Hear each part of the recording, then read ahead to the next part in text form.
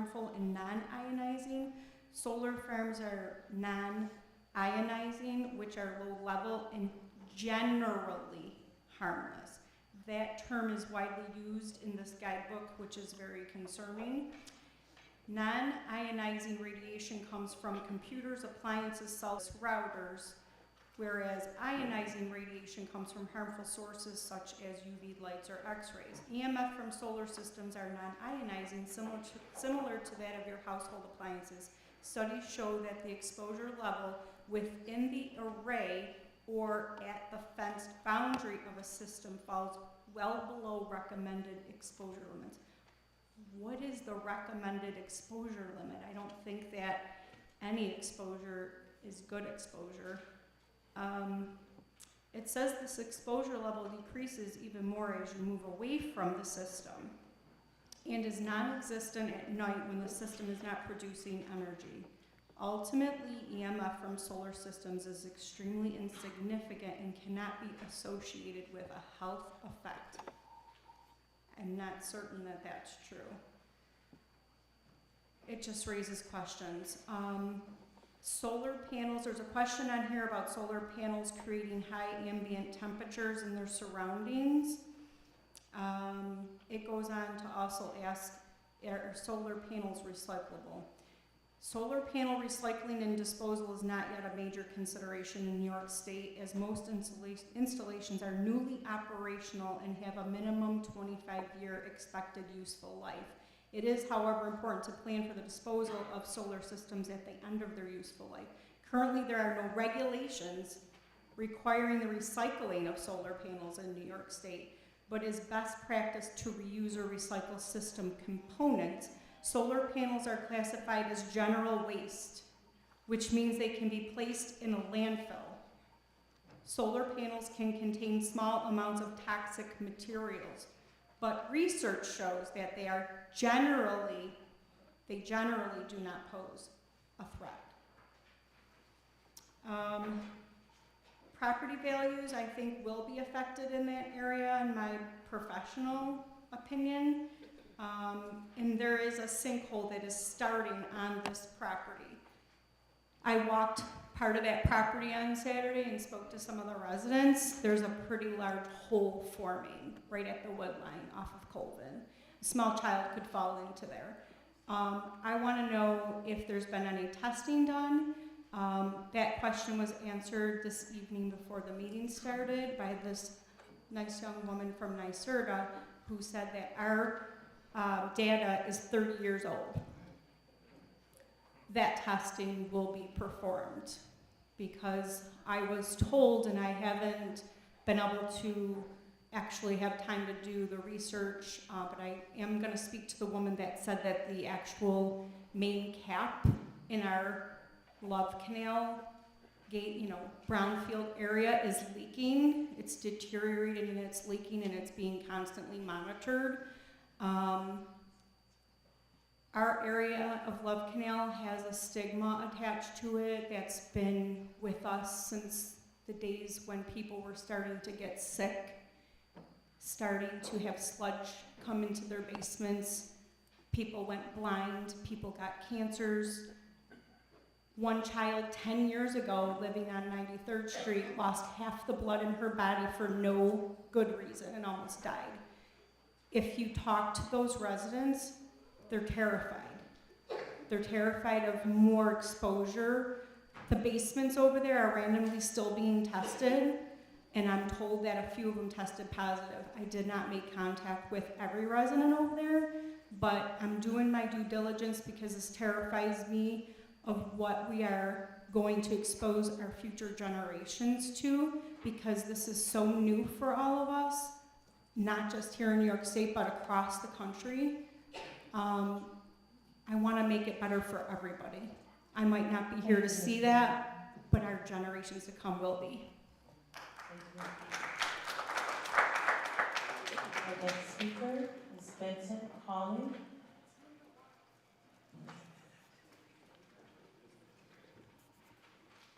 Good evening.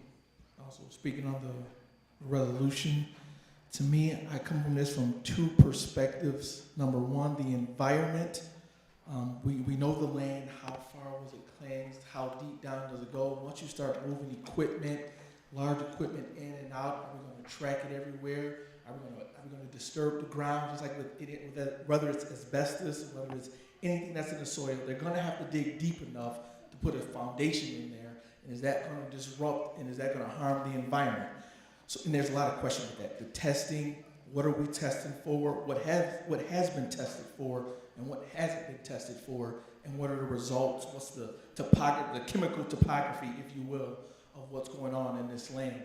And number two, which is to me the next level of, are there better uses for this land? What's the plan? We're going to turn this into open space. Are we going to build low-income housing in that area to accompany the solar panels? And what about the fabric? What about the neighborhood fabric of that area? I mean, are there better uses? Can we build more houses? Can we fix the park and build a better park there? All that land. You walk around that, I walked around that land too. You walk around that land and you're just thinking, there has to be a higher calling, a higher usage for that land than just a plop down solar panels. So the environment, and more importantly, what is the plan? We put these solar panels down, and nowadays those are precious metals. Some of those space metals, they call them, cobalt and other things, to create those solar panels. And they do put them in landfills, and they are not biodegradable. They just sit there at this point. Maybe there's better solar panels coming, but they just sit in a landfill, and they can leach into the ground, and we're having the same situation over again for our kids in the next 20, 30 years. How about we just pump the brakes a little bit? Where's the plan? Where are the drawings? What's the vision? Where are we going? Unless we're going to go step by step and fall over the cliff. Let's try not to do that again. Let's learn from the past. Let's reel this in. What is the plan? It's a single family zone. Why do we need to make it open space? Why can't we keep it single family? Start bringing some outside investment in there, but that's beside the point. But the public hearing is, why change it to open space? What is the plan? Thank you. Our next speaker is Lori Butera.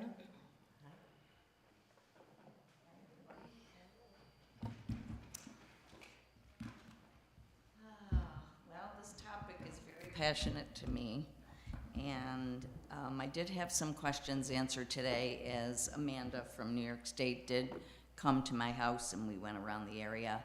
I was worried about the woods that I see from my complex and the 93rd Street houses, but it doesn't seem like it's going to affect that. It is more on the land that I called the assessor about, off 95th Street towards Colvin, which is more open and not around any residence.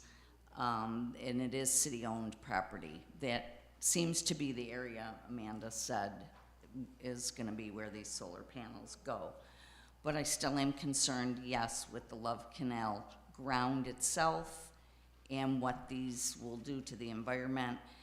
She did also answer, I said I wanted to know what happens after the 25 years. Do they go in the landfill or just sit there to rot? And she said they are recyclable.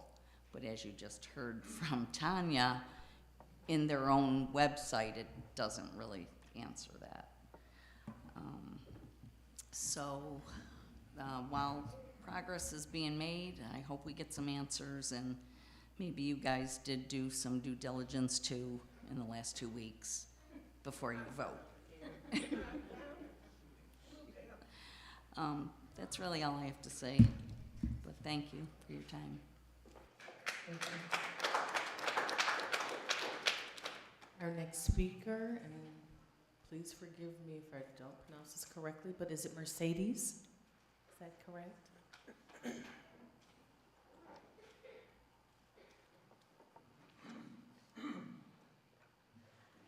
Oh, there.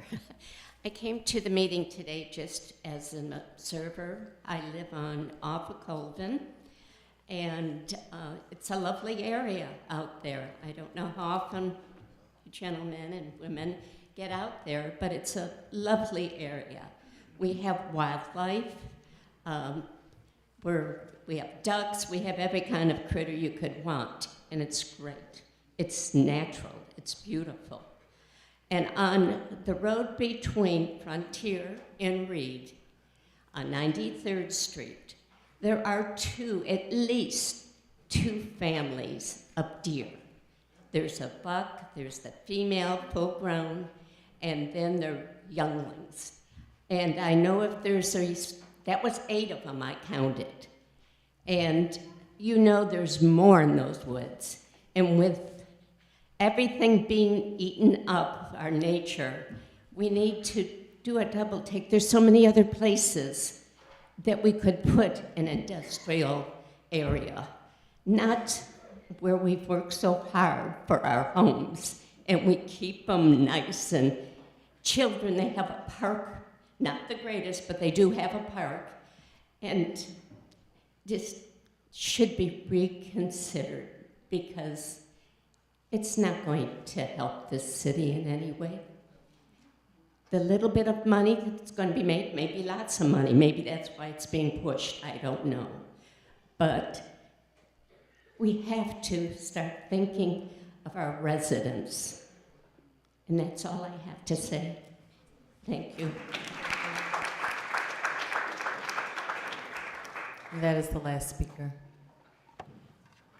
Okay, being no further speakers, the hearing is closed at 6:16.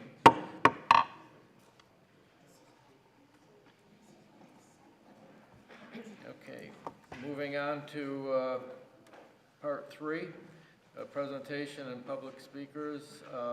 We have no presentation on this docket tonight. We'll have public speakers on legislative agenda items. Liz, do we have a list of speakers for tonight? Yes, we do. Speakers for our agenda items. First speaker is Vincent Cawley on agenda items number 2 and 3.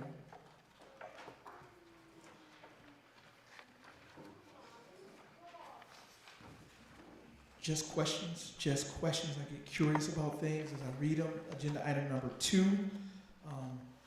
We talked about the city street lighting program, and now we have this expenditure.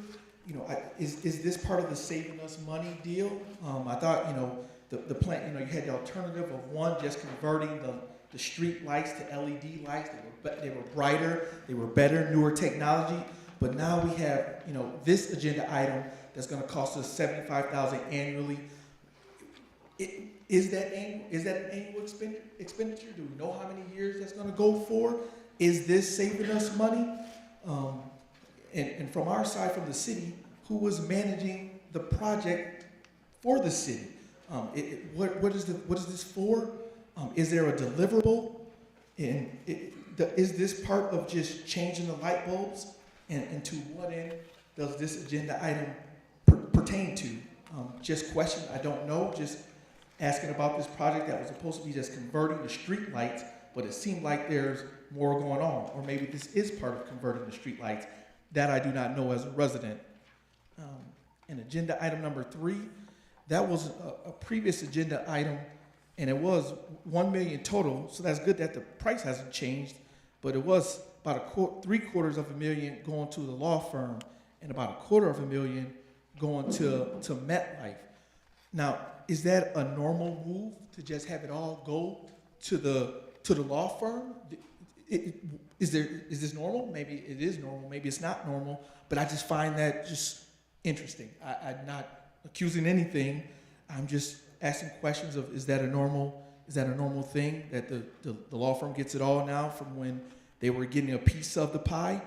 That I don't know. Maybe someone has that question, but just curious minds, just interested in about every penny that the city spends. Thank you. Our next speaker is Gerald Skirlin.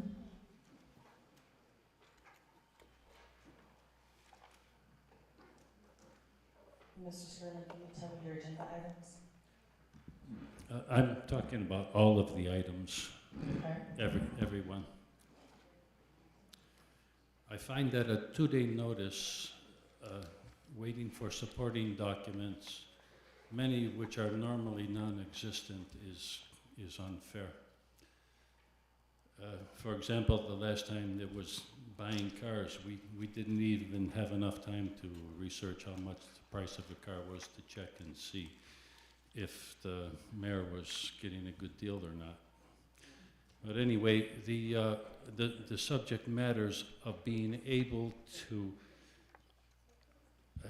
add to the ideas in this forum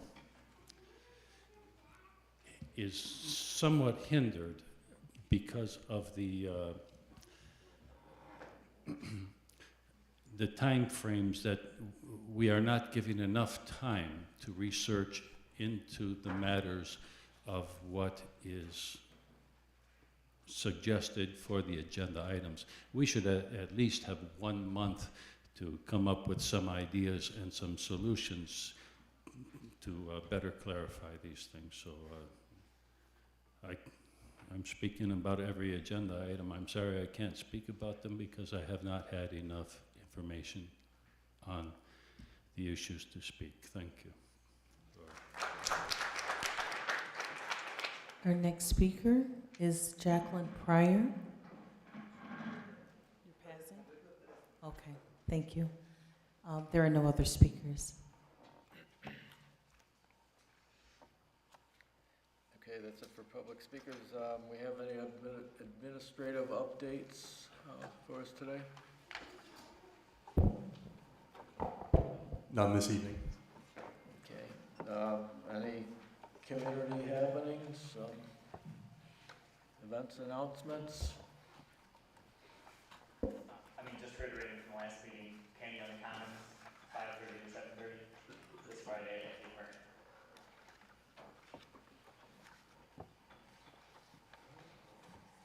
Anything else? That's it? Okay, thank you, council members. We're now at section 4 of the proposed agenda.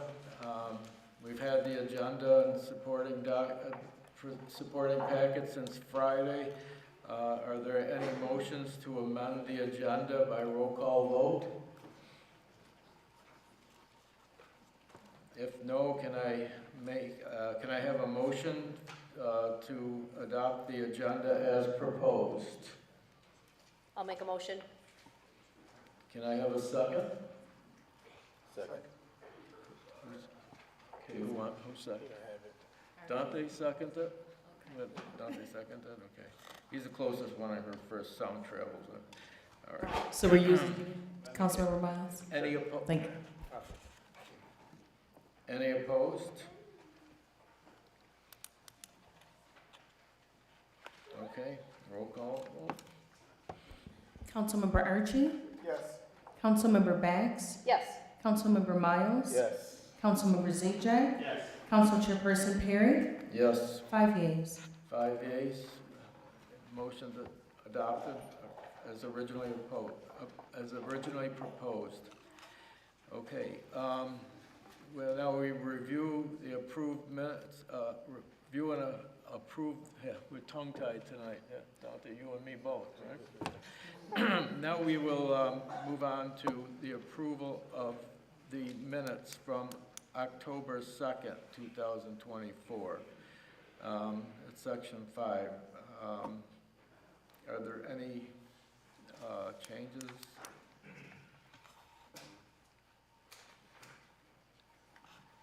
No?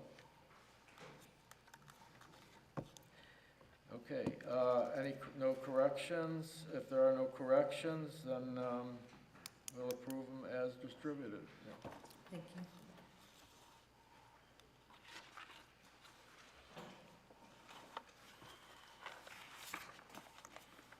Okay, Chairman, could I have a point of information, please? If you don't mind. point of information. Yes, it would be more so for corporation, before we actually start the meeting, because I just want to make sure that, and it's a procedural, I have a procedural question as it pertains to how we're moving and how our meetings operate. So I just want to make sure that we're all on the same page. So it's a point of information. What's your question? Okay. You have a Yes, and if Mr. Du Bois, if you can respond that for me, I just need to know, because I made mention of it last week, and it was told to me that I should, before I make mention of any Robert Rules of Order, I should know what it is. So in section 43, okay, can you hear me? Okay. In section 43, as it pertains to chairman debates, what does it state that that's supposed to happen in regards to a motion that's debatable or any debatable issue as it pertains to the chairman, and what is the chairman supposed to do? Well, that particular rule, Councilmember, I can explain it to you, but ultimately, it does not apply to this body. So I'll walk through it step by step. 43.29 pertains to societies. And when you look at Robert's rules and how it defines different legislative or bodies like this, you are actually closer to a board and not a society. So if we were a society, the chairman would have to recuse himself, someone else would have to take his place at the chair while he participates in the debate. But as I said, this small body is not a society. So I would refer you then to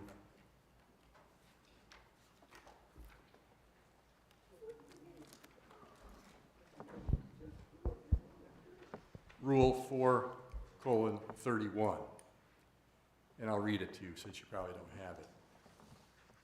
Except in committees and small boards, the presiding officer does not enter into discussion of the merits of pending questions, parentheses, unless, in rare instances, he leaves the chair until the pending business has been disposed of, as described in 43:29. So that's a reference to the rule that you just referred to. But let me back up, because the critical clause in what I just read to you is the exception, except in committees and small boards. So what that tells us is the rule that applies to societies, which would require the chairperson to step down, does not apply in this situation, which is like a small board. What's a small board? Well, I don't usually take questions from the audience, but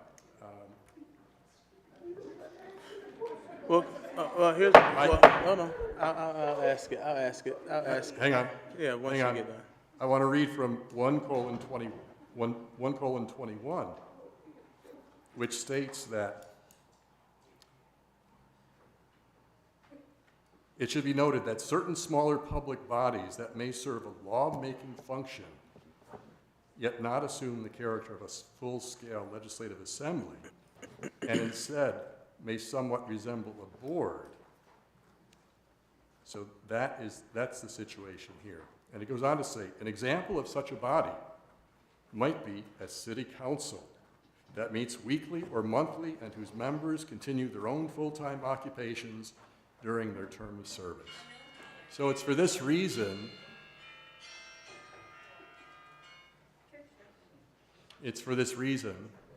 Section 121 that I just read, that it is my legal conclusion, my opinion, and my advice to the board that for purpose of Robert's rules, the better approach is to treat you as Robert's rules suggest as a small body, and therefore the rule that you referred to, Mr. Miles, does not apply. So I'm gonna ask kind of a follow-up question, because I would hate to think that we're going to cherry pick which rules we're going to follow.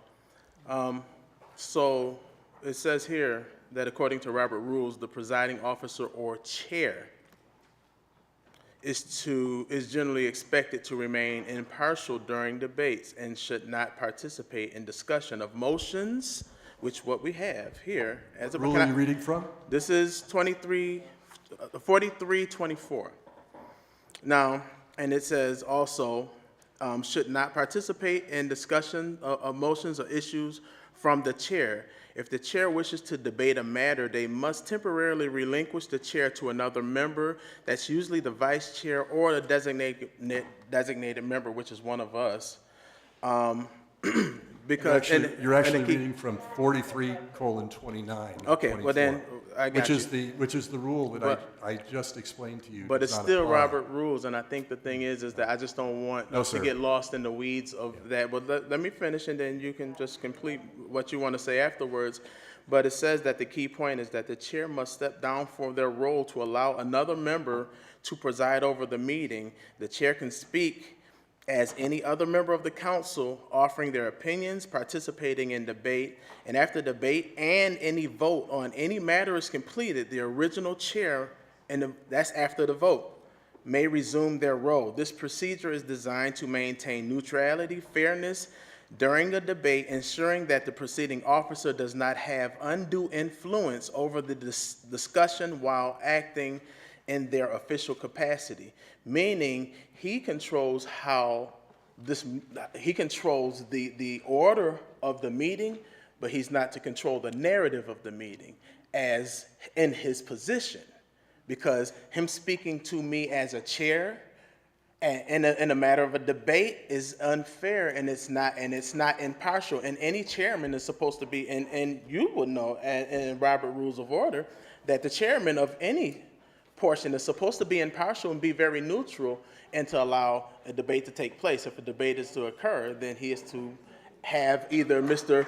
Archie, Ms. Bax, or Mr. Zajac take his seat to be able to continuously make sure that the meeting is, and they're supposed to be impartial as well. And they're not, and then also the chairman is not even supposed to interrupt a member of the body when they're speaking, even if it's due to the fact that they know a little bit more about what it is.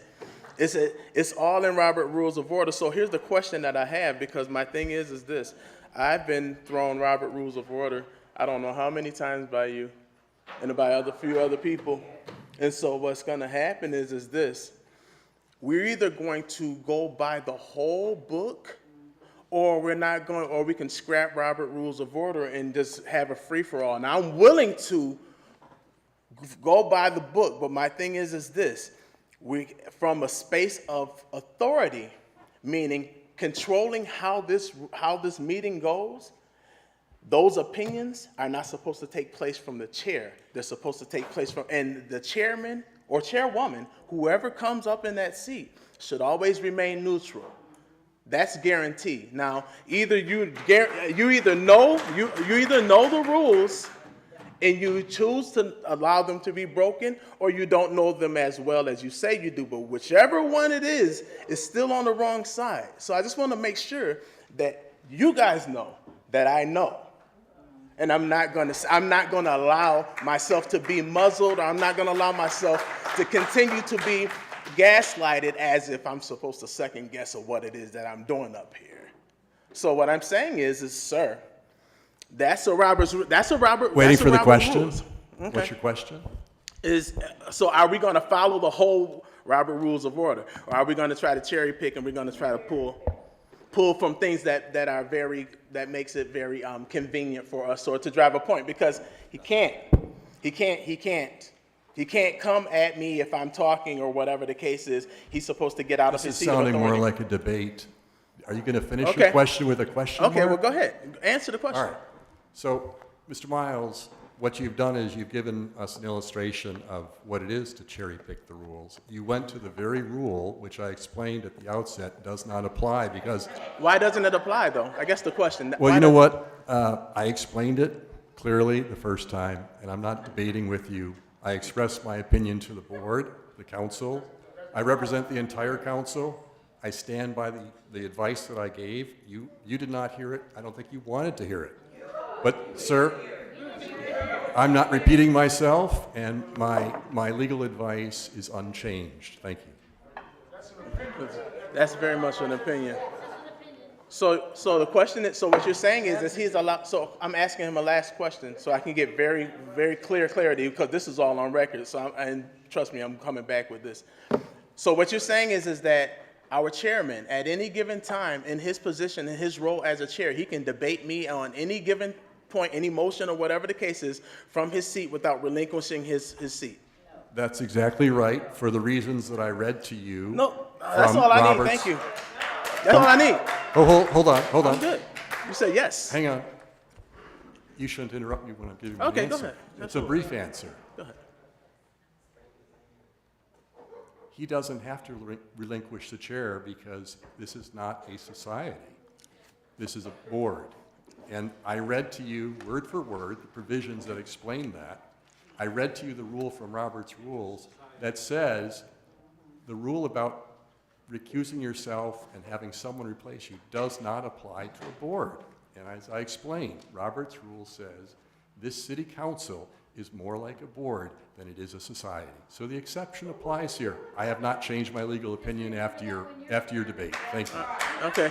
Yeah, absolutely. Absolutely. So then just make sure you have that same energy if I'm in that seat. I'm done. Okay, go ahead. You're good. We're good. That's all I need to hear. Thank you. Okay, moving on. Legislative. Okay, information from the city clerk's office. Okay, do we have any information from the city clerk's office? None this meeting.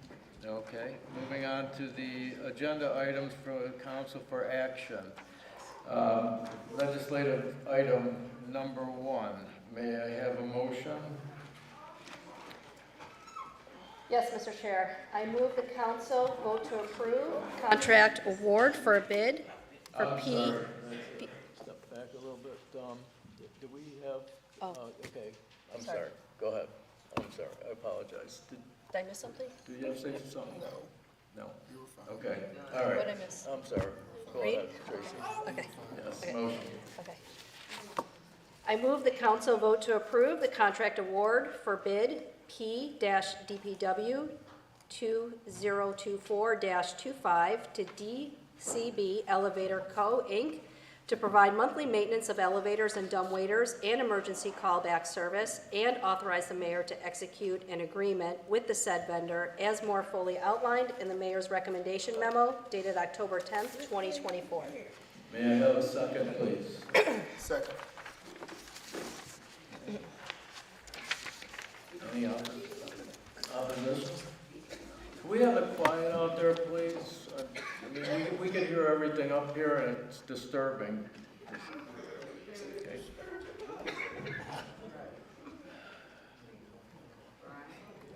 Can you hear everything over here? Can you hear everything over here, Nick? Yes, I can hear. Okay, all right. Okay. So where are we here? Okay. Any opposition? Information?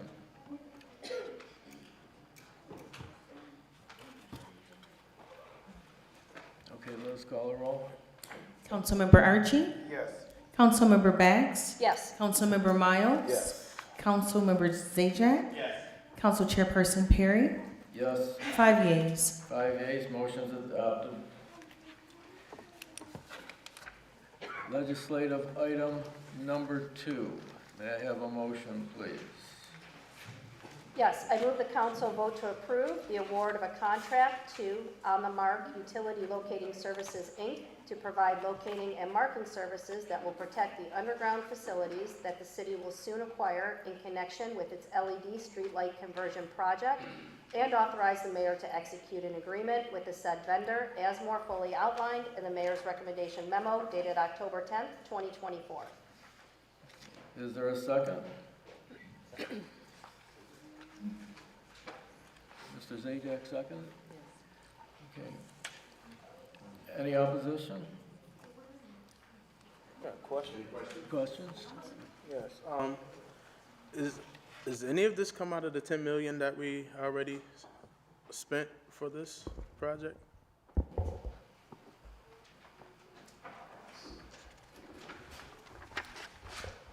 The 10 million is to have Wendell Engineer supervise what essentially is a construction job of installation of LED lights on poles. Most of the poles are owned by Niagara Mohawk.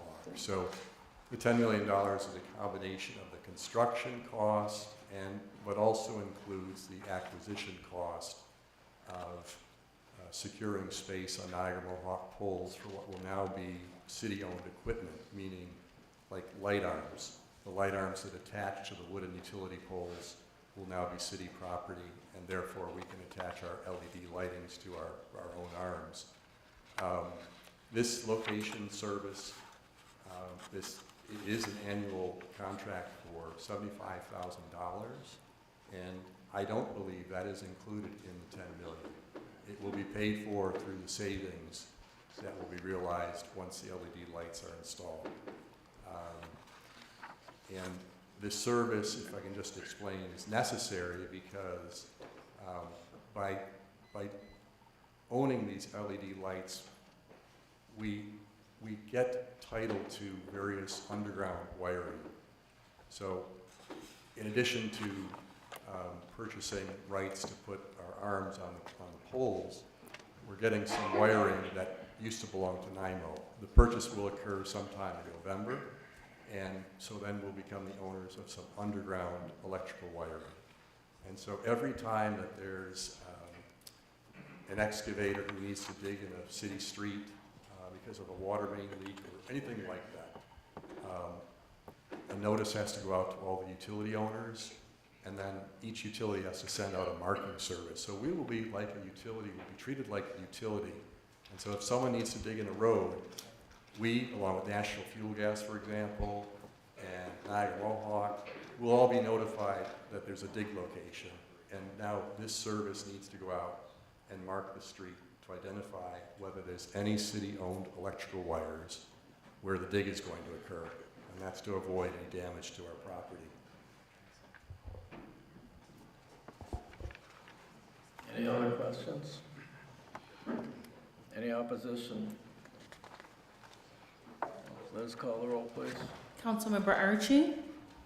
Yes. Councilmember Bax? Yes. Councilmember Miles? Yes. Councilmember Zajac, Yes. Council Chairperson Perry? Yes. 5 yeas. 5 yeas, motion's adopted. Action item number 3. May I have a motion for action item number 3, please? I move the council vote to approve or reapprove a proposed settlement payment of $1.1 million, but with different payment instructions to resolve a wrongful death lawsuit pending against the city, as more fully outlined in the Acting Corporation Council's recommendation memo dated October 10th, 2024. Okay, are there any questions about this? You need a second? Second? Second. Okay, are there any questions about it? Okay. Any opposition? Okay, Liz. Councilmember Archie? Yes. Councilmember Bax? Yes. Councilmember Miles? Yes. Councilmember Zajac, Yes. Council Chairperson Perry? Yes. 5 yeas. 5 yeas, the motion's adopted. Legislative item number 4. May I have a motion, please? Yes, I move the council vote to approve resolution relative to abandoning a portion of 11th Street and Ashland Avenue for transfer to Niagara County. May I have a second, please? Second. Okay. Any questions? Mr. Du Bois, I guess it's not so much a question on that. I can ask you over this, or I don't know if you need to tell me individually. Pertaining to my vote on this, as that is my employer, should I abstain from this vote? Because the county is your employer? Correct.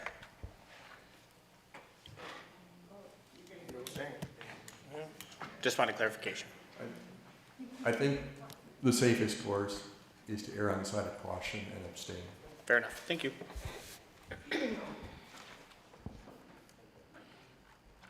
Any other questions? Any opposition? Okay, Liz, call the roll, please. Councilmember Archie? Yes. Councilmember Bax? Yes. Councilmember Miles? Yes. Council Chairperson Perry? Yes. 4 yeas. 4 yeas, motion's adopted. 4 yeas and 1 abstention. One abstention, correct. Okay. Legislative number 5. May I have a motion, please? Yes, I move the council vote to approve resolution relative to scheduling a public hearing concerning an estimate of the amount necessary to pay the expenses for the recycling and refuse program for fiscal year 2025. Okay. Do I need to repeat that at all? Any questions regarding the resolution? Do you need a second? You need a second. Do I have a second? Second. Okay. Do I need, any questions regarding it? Okay, any opposition? No? Okay. Councilmember Archie? Yes. Councilmember Bags? Yes. Councilmember Miles? Yes. Councilmember Zajac, Yes. Council Chairperson Perry? Yes, 5 yeas. 5 yeas, motion's adopted.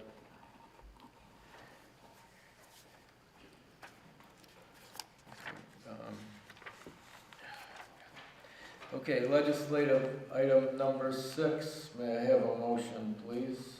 Yes, I move the council vote to approve resolution relative to the appointment of commissioners of deeds in the city of Niagara Falls, New York. May I have a second, please? Second. Dante seconds it. Any questions? Okay. Any opposition? No? Yes? Councilmember Archie? Yes. Councilmember Bags? Yes. Councilmember Miles? Yes. Councilmember Zajac, Yes. Council Chairperson Perry? Yes? 5 yeas. 5 yeas, motion's adopted. Okay. Resolution, legislative item number 7. May I have a motion, please? Yes, I move the council vote to approve resolution relative to supporting the allocation of ARP funds for the development of the Beach Avenue Park. Questions? Or may I have a second, please? Second. Okay, questions? So if had a conversation with Councilman Miles, and I don't know if this will fly, but I would like to make an amendment to make it, Are you making a motion to make? making a motion to make an amendment to the resolution. Okay. I would like to make a motion to make an amendment to the resolution. And it may not fly, but I'm gonna ask. State your motion. So my motion would be, so there's an amount of money that seems to be a sticking point for our council and the other half of the administration. And I remember from the meeting at Bishop Scott's church, it was asked how much money would be necessary to enter into the initial phase or phase 1 to get into the ground and get this started. And I think it was like $1.6, $1.7 million. And I would like to amend the resolution to read that, to ask for that. And I'll say why. While I feel like the city should have an investment in the park itself, I think it's a more powerful statement if we, the community, is really out here trying to get this resolved with seed money that could be used for fundraising and whatever else we need to get it done. I feel like we'll be tied up in this conversation without trying to make some without trying to make an amendment. And again, that may not be what anyone wants to do. I'm just offering it as a solution for us to move forward and not continue to get this voted down. Can you? And we're arguing about it. I So think you'd have to state that as an amendment. You'd have to make a motion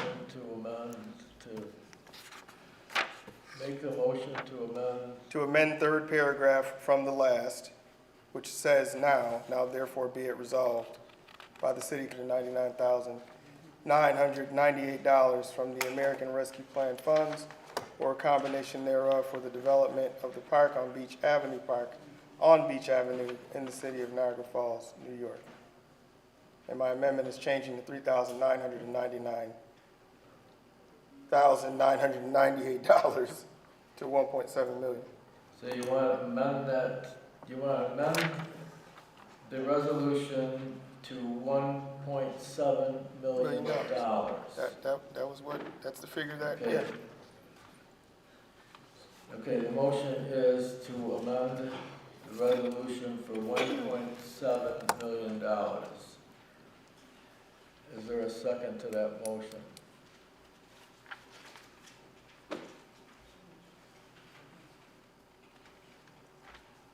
One more time, is there a second to that motion? Okay. Okay, the motion's defeated. Cool. Okay. Back to the original motion, we have a motion and a second for resolution number 7, and we have to restate it. The motion Just before Councilman Archie proposed an amendment, you had asked if there were any questions, and I don't think anyone had a chance to ask any questions.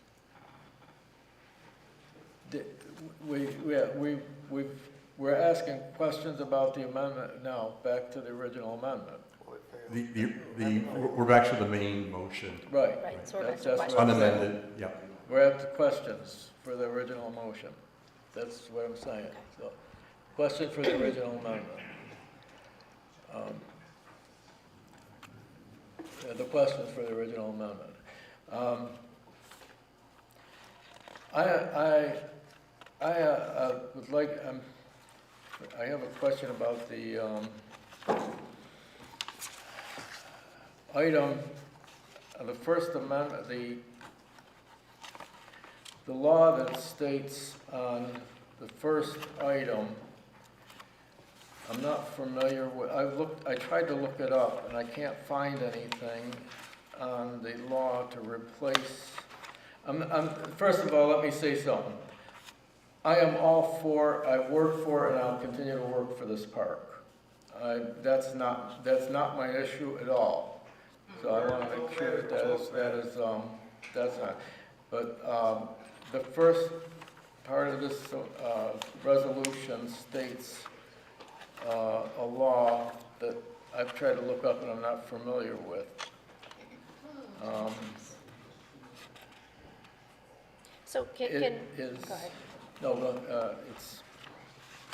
it's item number 1.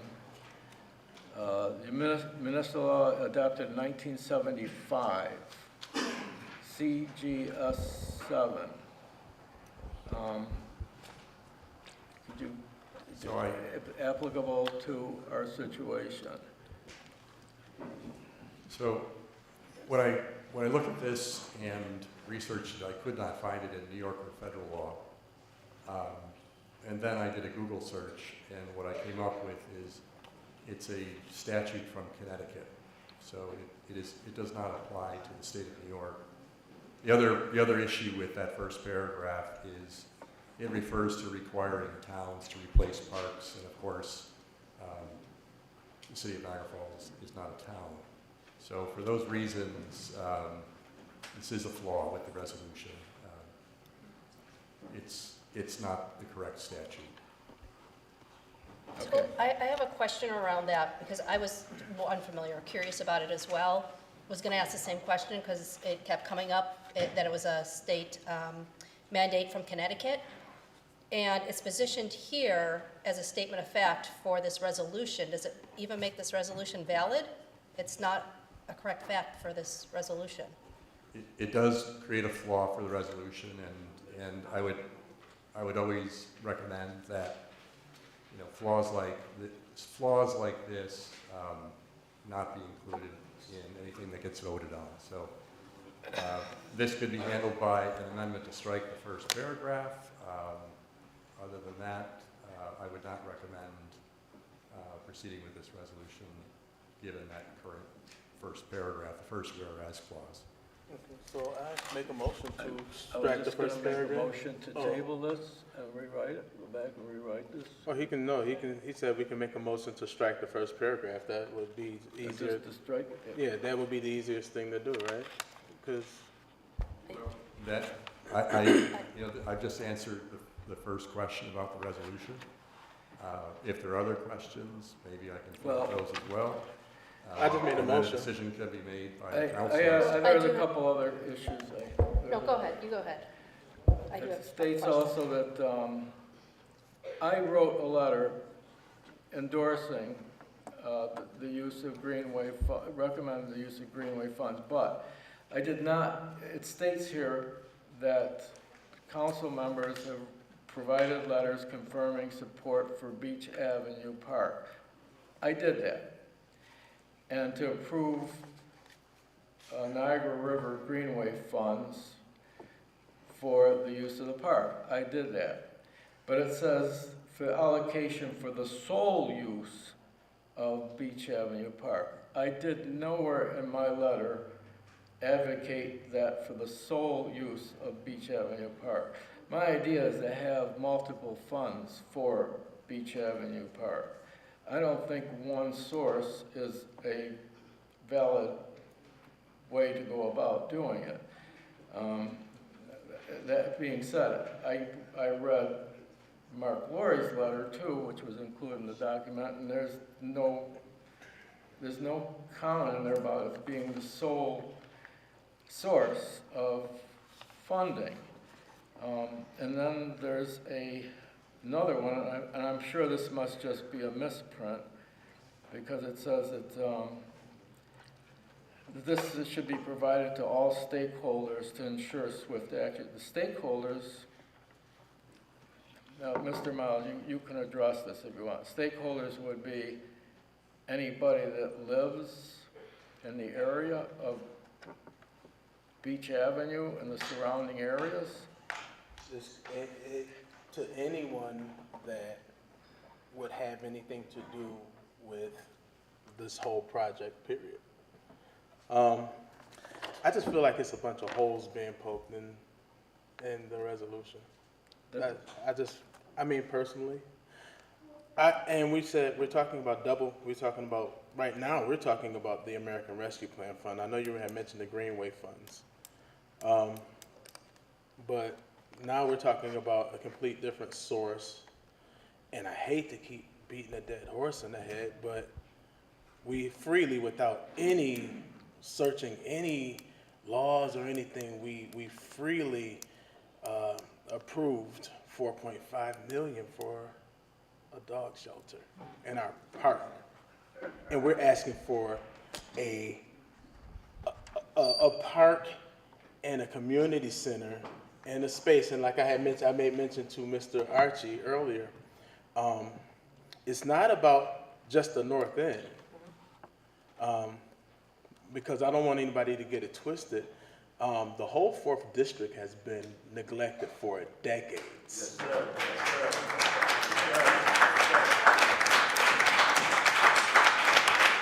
Now, 3 of us up here don't understand what that feels like, because 3 of us up here don't live in that area. 2 of us do. 1 of us live in the proposed area that I'm talking about, right? So my thing is, if we're going to, and it becomes blatantly obvious that every time this comes up, it's kind of like, let's poke a hole in it to try to see if we can just say, let me validate a reason to not support it. But the sad part is, and that's why I said that in my prayer, is that we gotta, kind of operate with empathy. We gotta care about the people that we don't live around. And as an opposition or contrary to our administration's weekly situation, I did do due diligence, and we did do, as the Niagara Falls Peacemakers, we actually went out and surveyed that whole area. And on the top of the list, as a matter of fact, when we talk about the American Rescue Plan funds and how he was talking about we should have meetings or whatever, we actually had the first meeting with the mayor at Abbott with a couple of council members there. And the thing that was at the top of the list was a community center. This is where, so we're talking about an area where you guys may not be that familiar with, but the people already said what they wanted in that area. And so we're talking about this park. I used to play in it, just so you know, I lived on Center Avenue. I used to play in that park. I remember how big and how nice it was and how fun it was. It was much bigger than the 2 pieces of plastic that the city put in there and thinking that we're supposed to be okay with it now. So what happens is now we're saying, let's give back to an area that has been taken away from. So I did mention, and I'm not going to strike that either, 13th Street Center. I did mention the YMCA being a homeless shelter. I did mention the City Center Avenue Center being torn down because those are 3 pieces, very critical pieces for our babies that have been taken away from the 4th District and has not been replaced, has not been reinvested in. All I'm asking is for us, and we're talking, and it's not coming out of the city budget. We're talking as if it's coming out of the city budget. I'm talking about the ARP. I'm talking about the American Rescue Plan. What I was gonna suggest before I was interrupted was I was gonna suggest table this and rewrite it properly and resubmit it at our next meeting, but. Well, I sent it. Well, I think here's the question though. I think here's the question.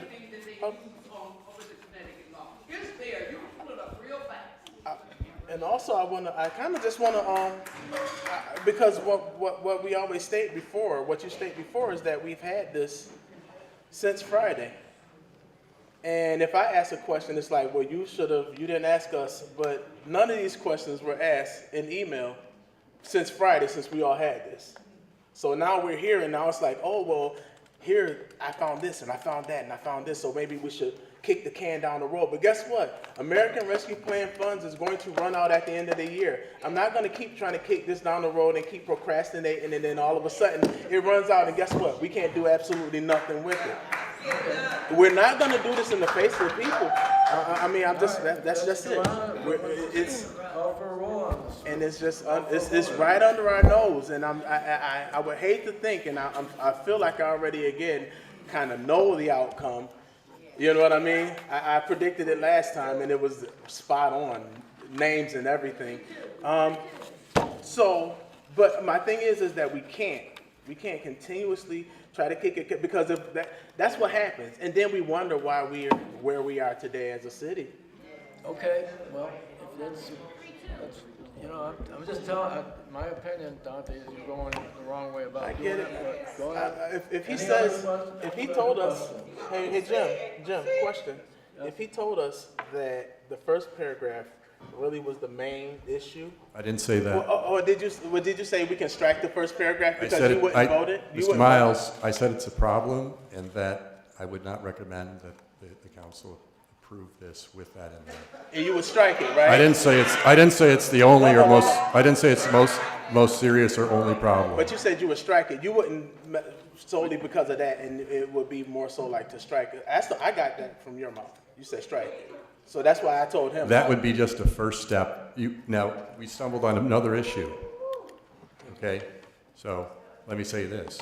Mr. Miles, you said that this resolution is to strictly obtain ARP funds, American Rescue Plan funds. Well, it was a mixture of both. Hang on. It was a mixture of both. If that's the case, then why does Niagara River Greenway funds still appear? It was a mixture of both. He said what he had actually approved, what he put in his letter of support, he was talking about the Greenway funds, right? I was talking about the Greenway funds too as well, because that was the thing. But what happened is all of a sudden, all these different discrepancies pop up. So what happens is now there is this thing called American Rescue Plan Fund that still has millions of dollars that's left to spend. I know somebody's licking their chops, ready to spend that money the way they want to spend it. But at the end of the day, I'm just that monkey wrench that kind of jams that idea. Because at the end of the day, there's a group of people that still have been neglected, marginalized, gentrified, displaced. The redlining of the city is ridiculous. It's right on the other side of the tracks, and that's like literal. So all I'm saying, what I'm asking for is minor. We've blown millions of American Rescue Plan dollars already. So what we're saying is what out of what's left, it's more so crumbs. And I'm saying this $4 million is for the investment of a group of people that you may not understand what they have to go through? They don't have a center where they had a Mr. Tab and Mr. Pete Ivy and people that I could go to when I was a kid. We don't have that spot no more. So we're saying, reinvest what you took away. That's all I'm saying. I'm not asking, am I being unreasonable? I'm far from being unreasonable. So my thing is reinvest and think with that empathy. And if you can't think with empathy, then we will have to ask the people. I'm not done. We'll have to ask the people when it's come time for election to think about those who don't think with empathy and don't vote with empathy. And guess what? This is not new, so I don't want you to think that I'm grandstanding because that's Mr. Spanbauer and all that. I'm the same person I was 3 years ago, so I don't want nobody to try to play that because I heard you say that last week that I'm grandstanding. Go read the tape. Go rewatch the tape 2 years ago. I'm the same person. This man right here can tell you he was chairman before. I really don't hold no punches when it comes down to it. So this is just who I am. So don't think because my seat is up that I got something to do like I'm playing around. He knows how I am, and Mr. Spanbauer knows. So I don't want that. Don't put that out there like I'm trying to grandstand. This is for the people. This is for these babies. And you may not know it, just like when it comes down to these rats in LaSalle, and when it comes down to the kids at DeVoe, we all have to think from a space of empathy. I have to vote and say, you know what, I don't live in DeVoe. I don't live in LaSalle, but I'm gonna have to, think about how their quality of life is too. So I'm gonna vote for that. I'm gonna vote when we spent the X amount of money for the rats, when we had trapped them or whatever the case is when they first got there. I'm gonna vote for that because I don't have to think out of empathy even though I don't live there. So all we in the 4th district are asking those who don't live in the 4th district to do is vote with empathy. Just put yourself in somebody else's shoes just for one time and think about these babies, because if it was your children and your children had to go through what a lot of our children have to go through in the neglected 4th district, you wouldn't be poking holes at this agenda. You would be putting it through like we do 90% of the agendas items that we put here. That's what I'm saying. Empathy. Don't poke holes. That's all I'm saying. That's all I'm saying. I just wanted, for point of clarity, I've never seen a resolution with this many holes pushed through by this council since I started working in this job, since January 1st. One of the holes is that there's a confusion within the body of the resolution as to how that $3.998 is going to be allocated between Greenway funds and ARP funds. It's confusing because the title of the resolution talks only about allocation of American Rescue Plan funds.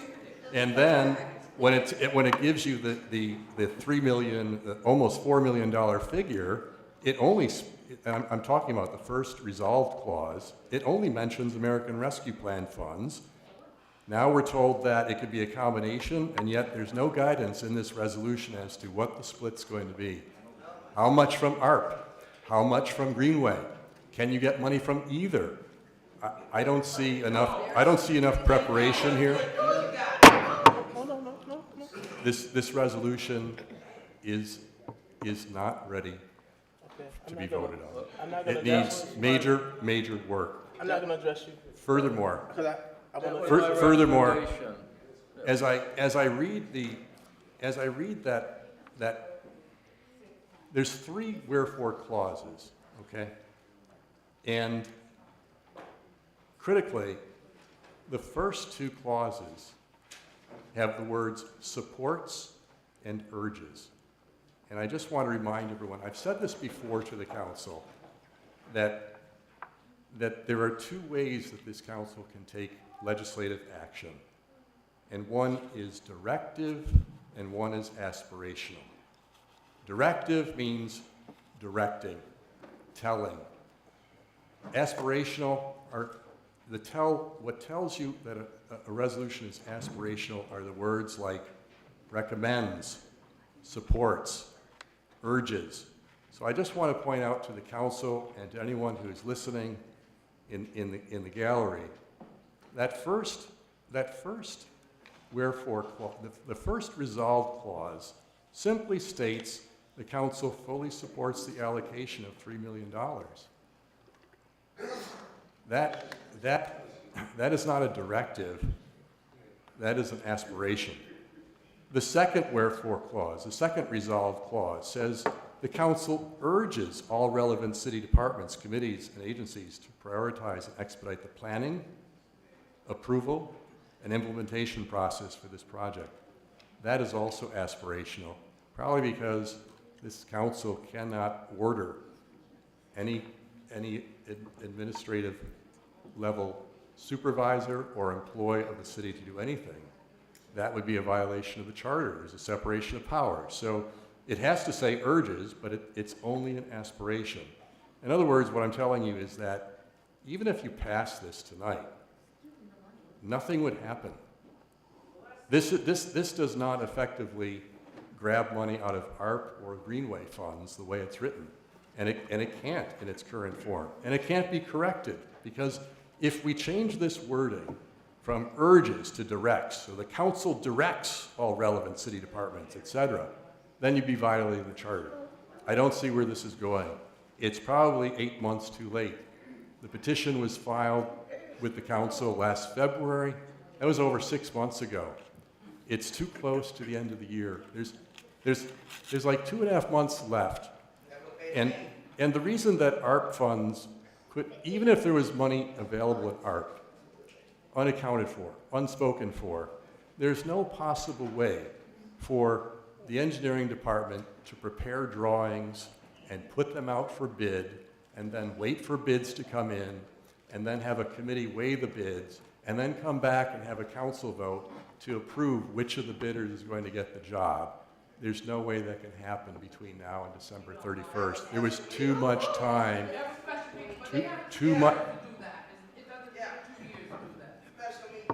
Too much time has gone by for this resolution to work before December 31st. It will not be effective in holding any ARPA funds, nor Greenway funds. I'm just going to ask. So I'm glad you just read all of that and all of this discrepancies. You pretty much just drove my point all the way home as to the reason why. Well, maybe you have another chess piece. Maybe you have another chess piece that you can put up on the counter. Doesn't matter. At the end of the day, like I said, you drove my point all the way home as to the reason why I asked for outside legal counsel, because you're supposed to work for both of us. That means the mayor and the whole council. So wait, I'm not done. So once I submitted this to you, it was too late. Hold on. I said, when did I? It was too late. I submitted it too late? No, you submitted it so late in the year that there's no time to accomplish your goal. Question, because we're not going to sit here and waste time. No, here's what happens. So when I sent it to you, all of these legal issues that you're talking about and that you're bringing up right now, how come you didn't say nothing to me about that this whole week? Hold on, no, not this. You didn't ask me, Mr. Miles. No. If you said, hold on, wait. You asked me no questions. Hold on. How do I know? What's it? Look. You asked me no questions. Question. Hold on, wait. Hold on, everybody. I submitted. Watch this. I submitted. Hold on, everybody, because I wanted everything to be on record. I submitted this resolution to you. I'm not a lawyer.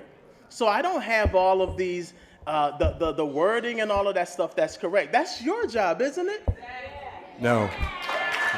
You're the city attorney. You're not the mayor's attorney. Mr. Miles? You're not the mayor's attorney. You're the city attorney. We're co-equal branches of government. This is the legislative body. That absent is the executive body. And at the end of the day, you're supposed to be working for the both of us. So if the mayor gives you something to put in, you'll go ahead and you'll make sure that it's all pretty. And if anybody noticed, my resolution that I put in, and I did it just like you did. You had me do it, right? You showed me exactly how to. So, and it just still so happens that my resolution still looks different than everybody else's, even though I did it the exact way that it was set. So my thing is this. That's what makes me lose the faith in you as or let's say even from my role as a city councilman, for you to represent, because and maybe this is a yes or no question. You do represent the council body and our mayor and his administration, right? May I speak now? That's a yes or a no. I was just asking it it's Mr. because Miles? I'm going somewhere with it. Mr. Miles? Earlier, you said that I represent the mayor, and you pointed to yourself. No, Me. the body. Right? The body. So I do represent the council. But my point to you, sir, is that when you submitted that resolution, you didn't ask me a single question. What do I But gotta ask you? more importantly, Mr. Miles, and I want to be absolutely clear on this. I want to be absolutely clear on this. Even if you had asked me, Mr. Du Bois, Tom, could you look this over and tell me if there are any problems?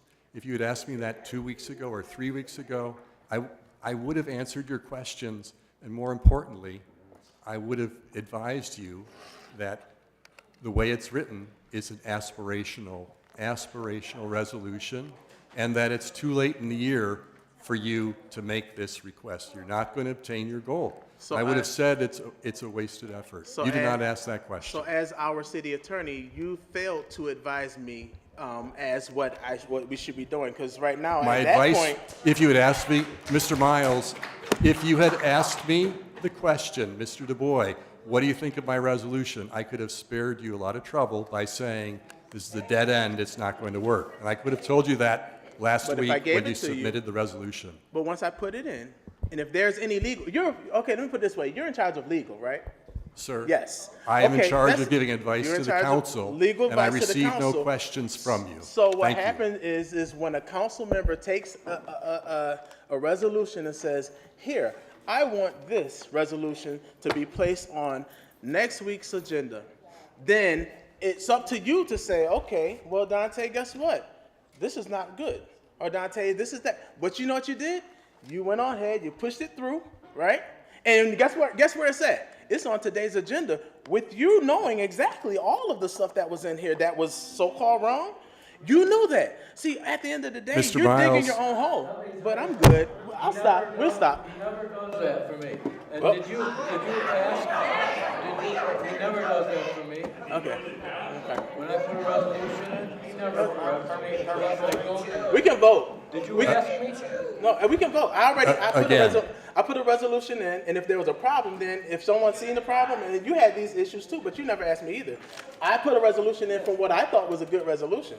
And so. Mr. Miles, there's It's the okay. problems with your It's okay.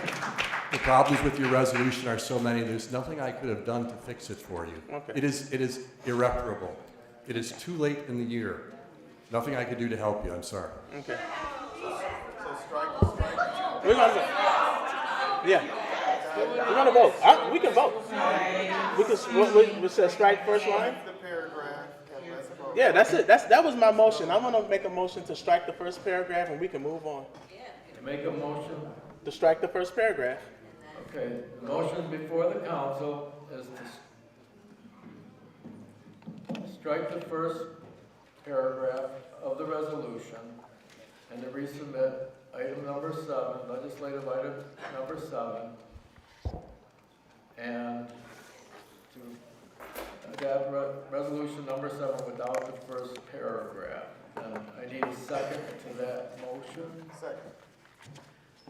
Okay, the second, is Brian seconds the motion for item number 7, the resolution supporting the allocation of American Rescue Funds for development of Beach Avenue Park without the first paragraph.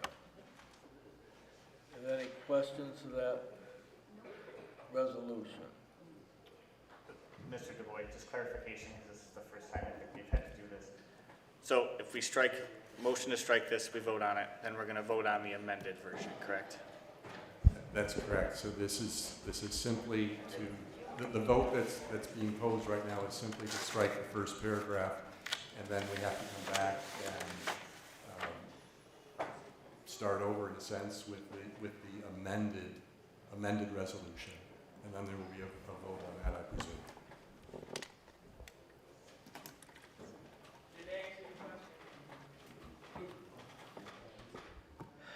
Okay.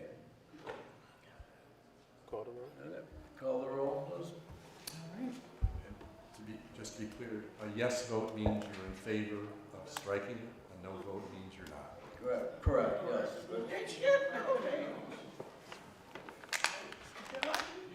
The first vote, just to clarify, the first vote is if you're in favor of striking that first paragraph.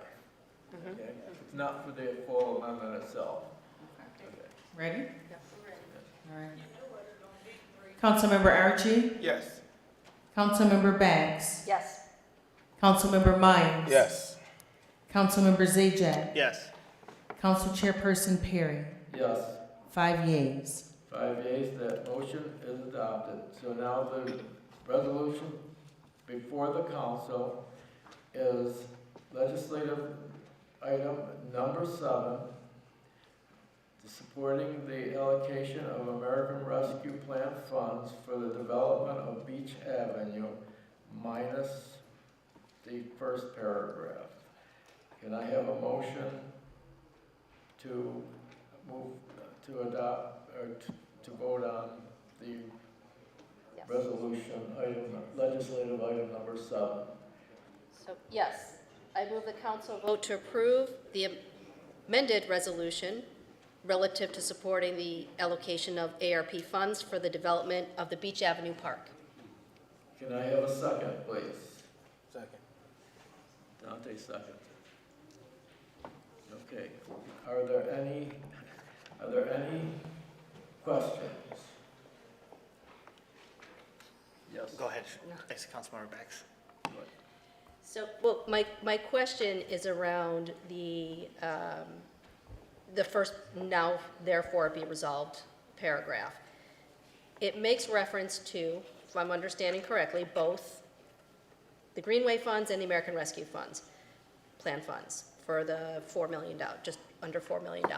So it's the same question that I had last time the resolution was brought up, is for this council to understand, so in order for the money to be allocated, which is coming from which funds, which projects are we defunding or not doing to replace it with these?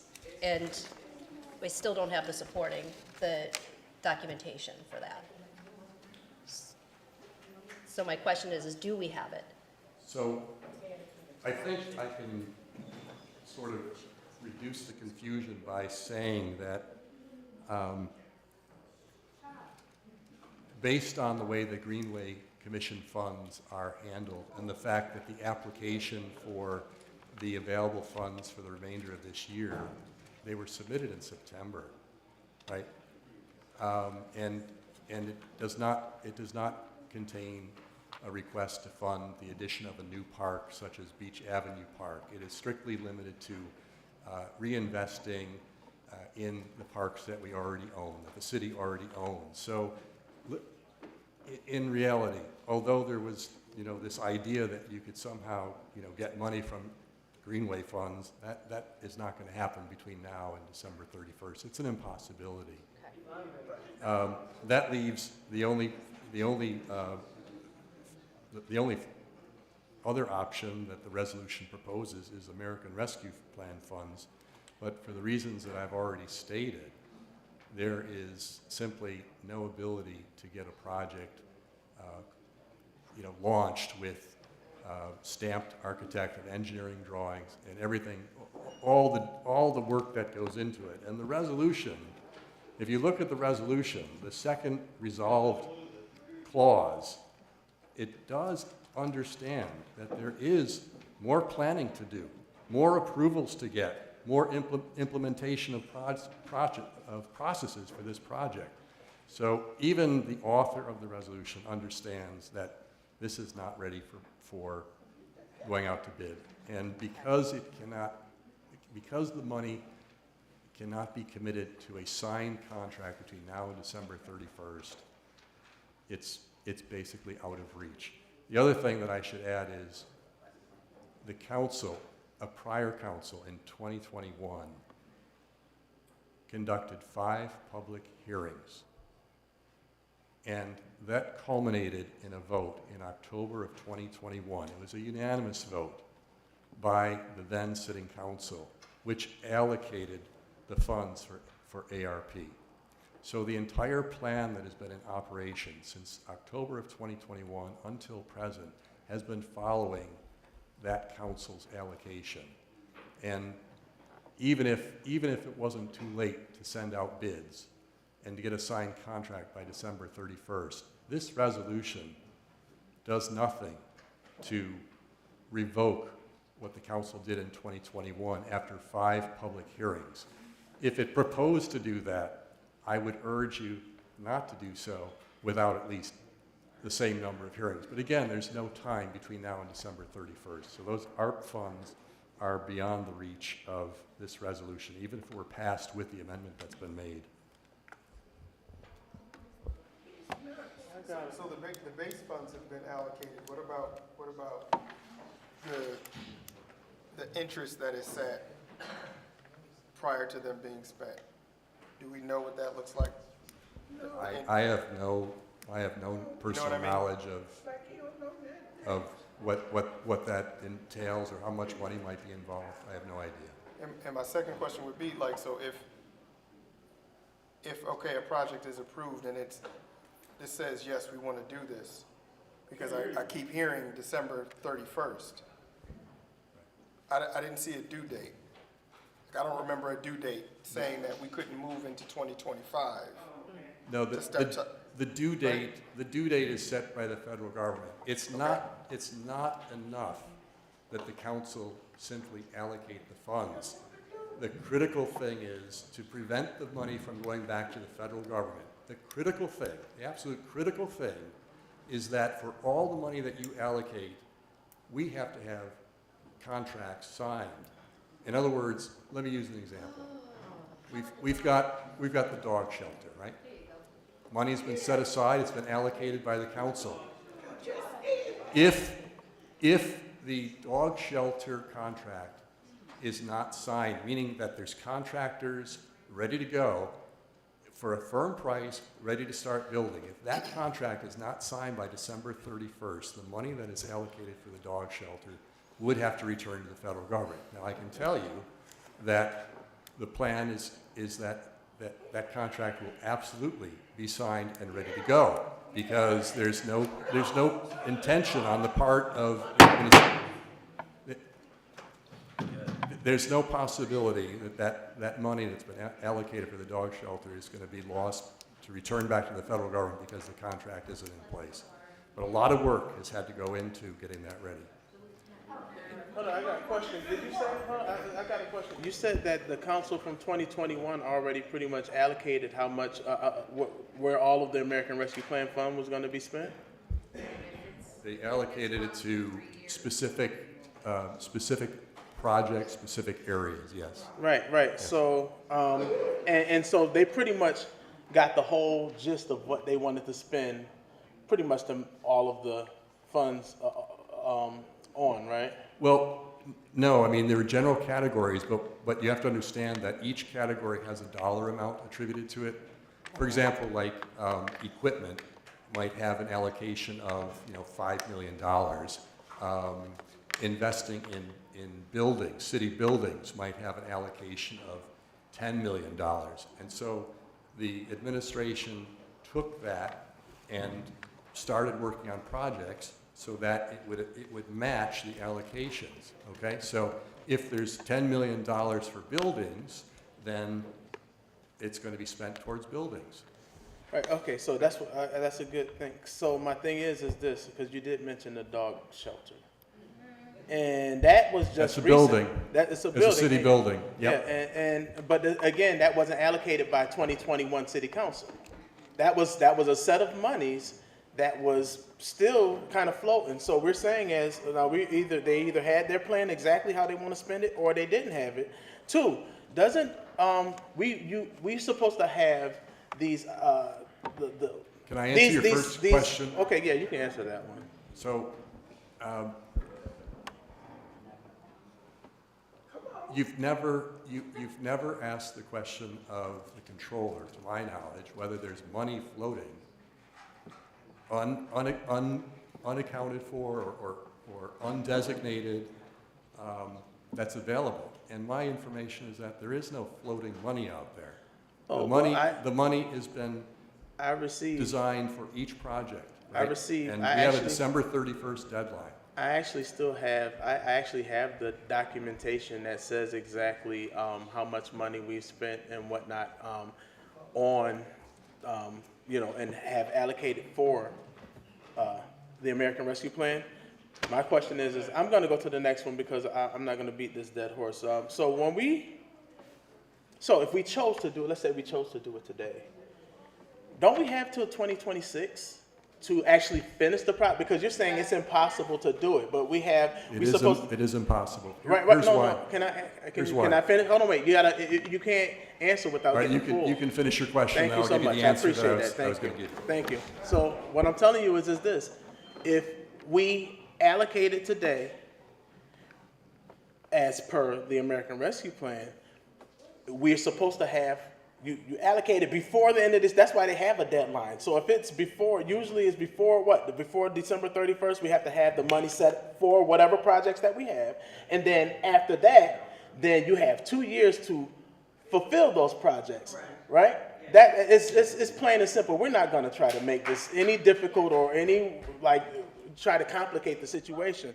And again, I feel like, this dog park is something that just keeps. But you can go ahead and you can answer my question. 2026, that's the question I want you to answer for me. Yeah, that 2026 is not going to work in this situation because, as I said earlier, there's no possibility, even if the administration, even if you were able to direct the administration, which you're not, but let's imagine that you could. There's no possibility that the engineering department could create drawings, get the drawings ready. Hold on, we already got. Whoa. Not conceptual drawings. I'm talking about construction, build drawings. To get those out to bid, and then wait for bids to come in, there's not enough time to do it. Did we vote? Hold on, did we vote? No, it takes.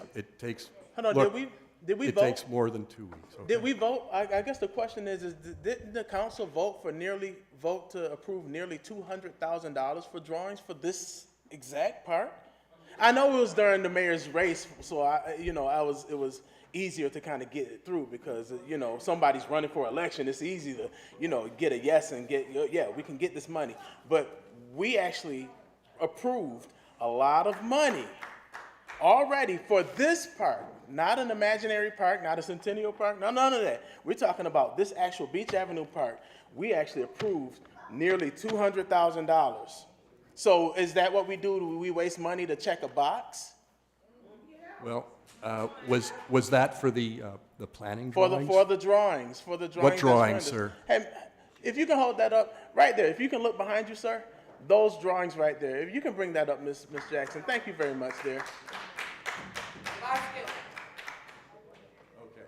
Yeah, those ones. Mr. Miles, these are not architectural drawings, okay? Okay. Go to the bicycle park. Yeah. It's all connected in there. They didn't even know where Highland was.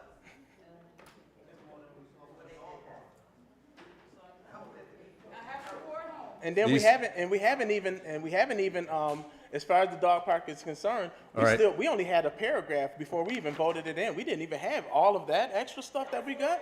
We got a paragraph on the agenda item and we voted that through for $4.5 million. We can't do that for the babies? These are conceptual drawings. They aren't architect stamped. I don't even see the details for the buildings that are supposed to be constructed on the park. These are from 2023, Mr. Miles. These are from October of 2023. Yeah, because that's how long ago it's been. What I'm telling you, she didn't just bring this to us this past summer. This is something you, that has been going on for a long time. What I'm telling you is that these plans are not the type of plans that we need to go out to bid.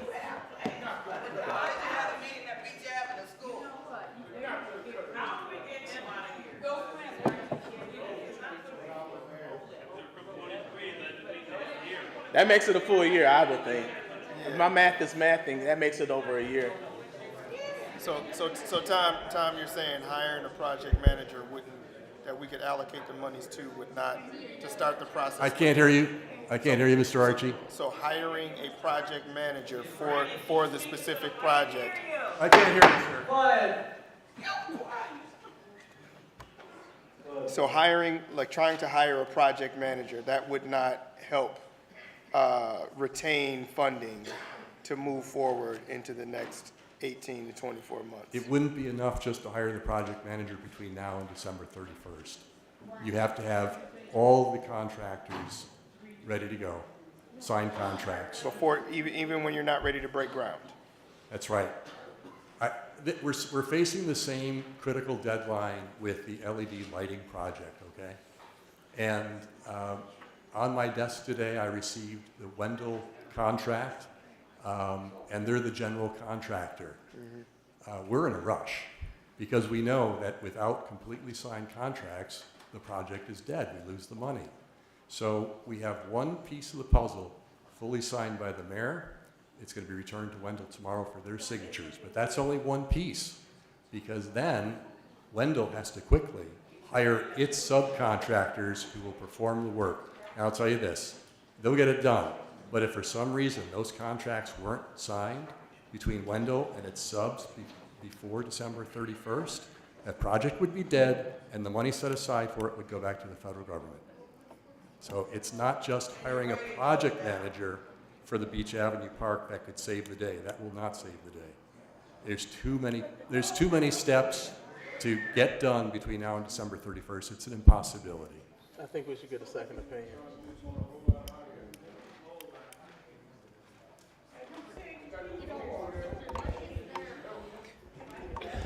Mr. Perry, or Chairperson Perry, I have one question. Hold on. Oh, sorry, go ahead. For the purposes of recording, I need the audience, if you guys could be quiet so I can pick up what the council is saying. If I don't have a recording, we have to stop the meeting. So I'm asking if you could just please, just silence a little bit, please. Thank you. So some of the questions I did have regarding this were answered either at the last meeting or now. And a question that just came up that was spurred by Councilmember Archie, Mr. Du Bois, you touched on it as well.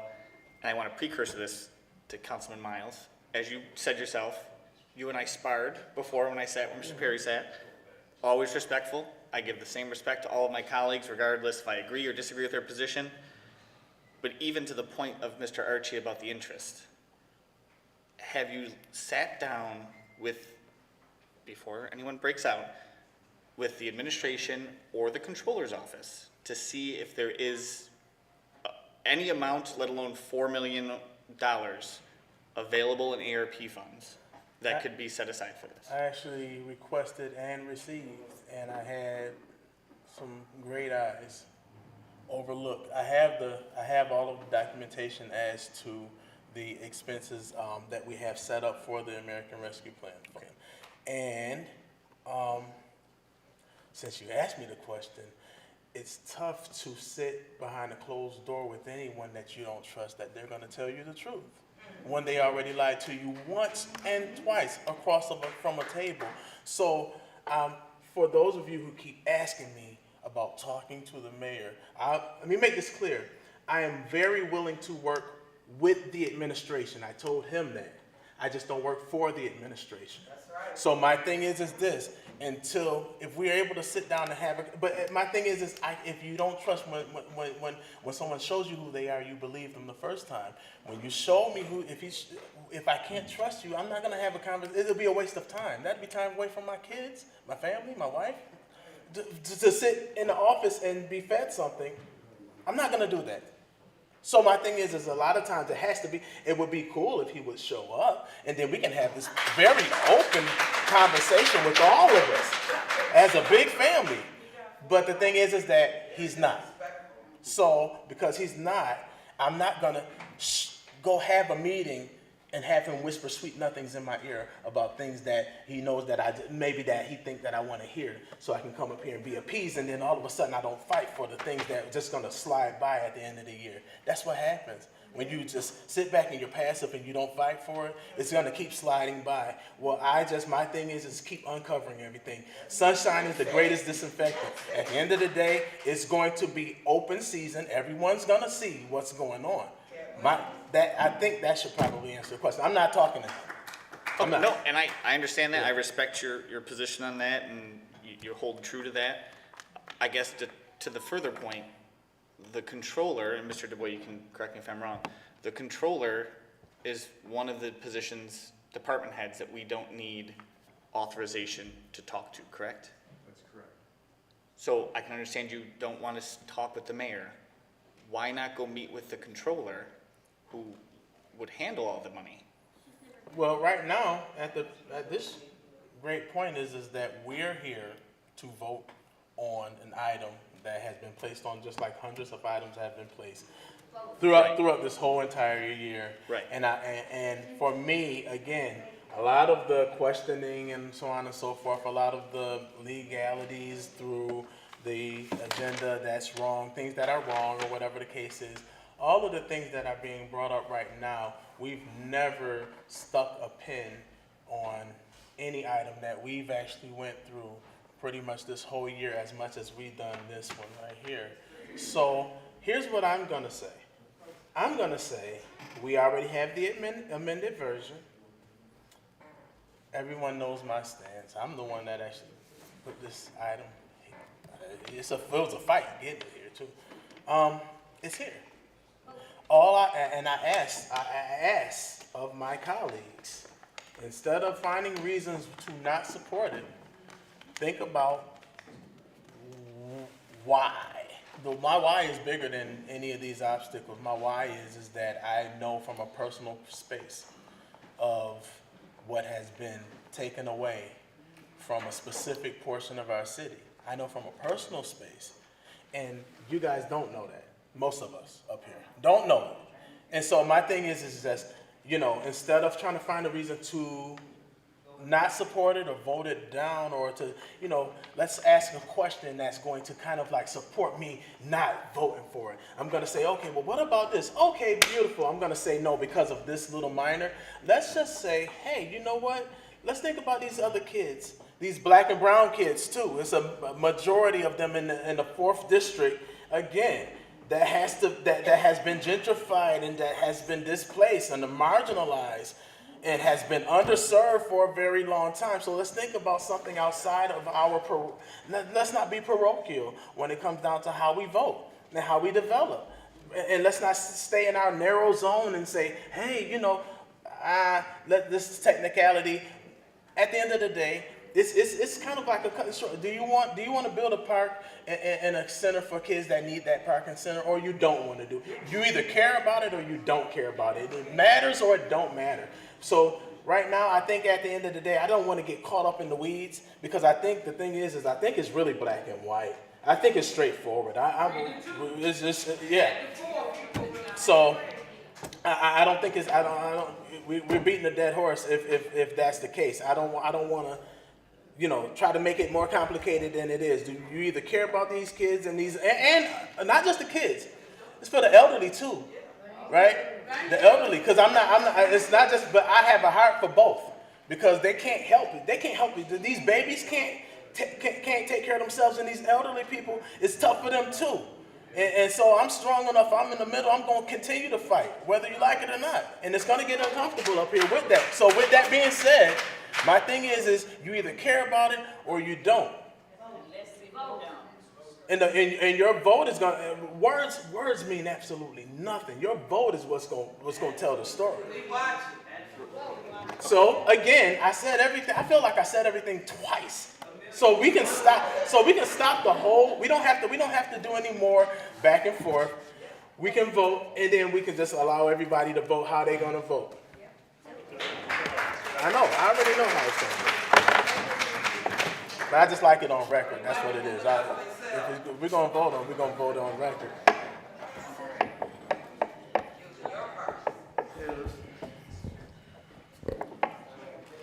Councilmember Archie? Yes. Councilmember Bax? This park is important, and we all support this park. It's unfortunate that this resolution just does not. No. Excuse me. Excuse me. Councilmember Bax was said a yes or no. I voted no. Thank you. I'm sorry, I didn't hear, I couldn't hear, excuse me. Guys, I can't, when our council members are voting, I need to hear the votes. And I couldn't hear her vote because of the commentary, so please, thank you. Thank you. Okay, Councilmember Myers, Yes. Councilmember Zajac, Just to finish up on why I was asking my colleague that, my original ask of that question was I genuinely wish you would have told me, I respect your position in meeting with the mayor, that your belief, understandable, that you met with the controller or acting controller, and that there was $4 million in the budget, or in the ARP funds for this project. I understand that you had someone look at it, or you didn't want to, that's fine. But barring that, my vote is still no. Council Chairperson Perry. I have to vote no for this resolution. Okay, I have, excuse me, I have 2 yeas, 3 nays. The resolution has failed.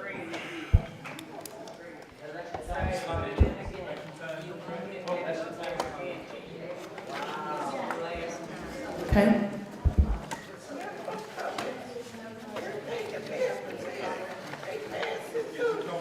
All right, that concludes our legislative.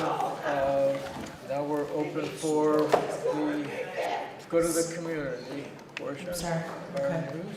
So you said speakers for the good of the community? Yes, ma'am. Okay. Okay. All right, let me just grab the list. And I am again asking for those in the audience, can you please keep your commentary to a minimum, just respect the speakers as they come up. I'd like to be able to record and hear what each speaker is having to say, so it's important that we all respect them when they come to the podium. All right? Y'all hear me back out there? All right, thank y'all. All right, our first speaker is Tanya Barone.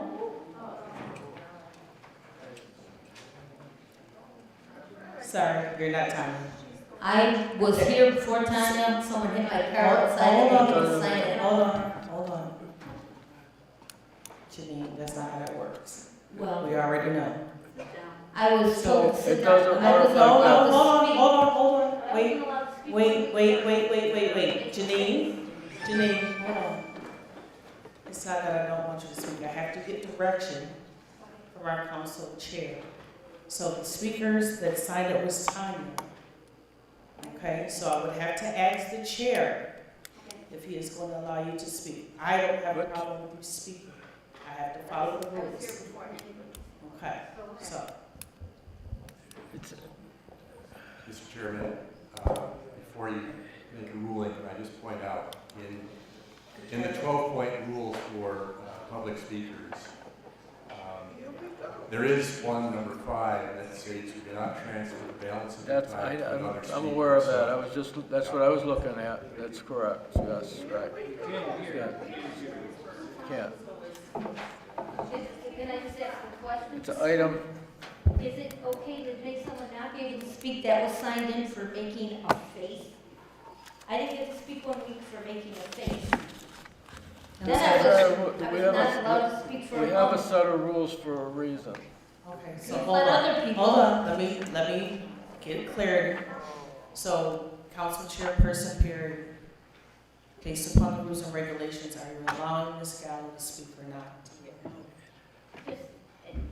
We have a violation of the rules. You've let other We're people not- that signed in on the wrong We're not. sheet speak. We have Did you sign And I it? didn't say anything nasty. we have a set of rules. Right, And that's but you've the- broken them before. No, we haven't. You've let other people speak that signed the wrong sheet, so they weren't on the sheet either. Yes, So- you have. I'm not here to argue with you, I know. okay? Okay. Ms. Barone was supposed to speak? Is that, you have Tanya Barone? Ms. Tanya Barone is our listed first speaker. Okay. Ms. Barone, do you wish to speak? I was letting her. There is no, there's, There's no rule to transfer any, you can't. If you want to read what she wrote for you, that's fine. I don't think you're gonna like what I have to say. You got your happily wife here again. Yeah. Oh, should we mention how you have your friends and family come in to sit next to us, heckle us, and then threaten me in You the want to parking sit lot? down right now? I mean, if we want to talk about laws and rules, Sit, Janine, I got this. you want, So, there's a lot of stuff that goes on in this city council meeting that's against the law and against our rights. I didn't transfer my balance of time to Janine. I let her take my spot so she could say what she needed to say. We all know that Tom runs the meetings. Yes. Because the lawyers rule the world. They make all the laws, and we're supposed to follow the line. There's no way to get around what he says or what the mayor says, because he's also a lawyer. If we haven't figured out how this all works, and that we're wasting our time because what they say goes, first of all, we should be making the rules here. We're the people. You're all working for us. So we should start by firing this man right here who gives nasty looks to people. He mocked me the first time I talked to him. He repeated what I said right to my face and laughed at me. I have zero respect for that. I have zero respect for the way he treats certain people up there. Start by firing that man. Yes. Number one. Get rid of Chairman Perry. Number two, because we matter. We matter. I don't care, Chairman Perry. I'm going to speak. I'm going to you're speak. violating the I don't rules of care what I'm personal attack. violating. It ain't no law. You Alright. ain't going to tell me what I can and cannot say. Only God rules me. All right, Okay? that's warning number The 2. emails that you sent from your personal email so Ms. that no Braun. one can be tracked when you told us to call the Attorney General, file a complaint against the mayor, have them investigated, Ma'am. all because You're you gonna are sit down now. credible. It's You are personal credible. attack. That's The it. dog shelter Yeah. is a farce. Sit down. She's freaking drugging the dogs down there. She's drugging the dogs. I have her former boss that says she.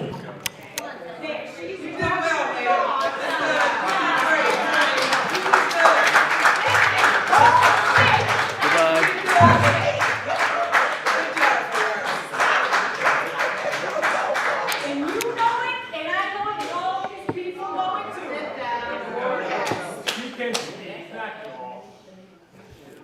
Our next speaker is Geraldine Sandke. Gerald, Hey, Mama. Why wouldn't she allow her to finish her time? I don't get it. Vote. That's all you gotta do. All of you up there is grace to the city. And as I can see now, that this is a race thing going on. You're racist. You're racist. You're racist, and so are you. I thought I knew you better than this. We walked the streets and did all to help you get in. You don't do the right thing. When you guys came here and you got voted in, you laid your hands on that Bible, and you swore that you was going to do the right thing, but you didn't.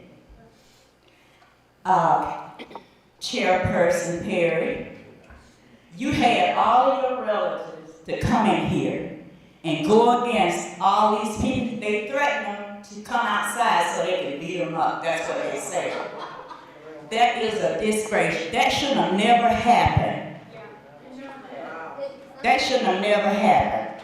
The mayor should have been here. He should be here now. But guess what? You know what he told the tenants at Spalina Towers over there? He would never come to another meeting.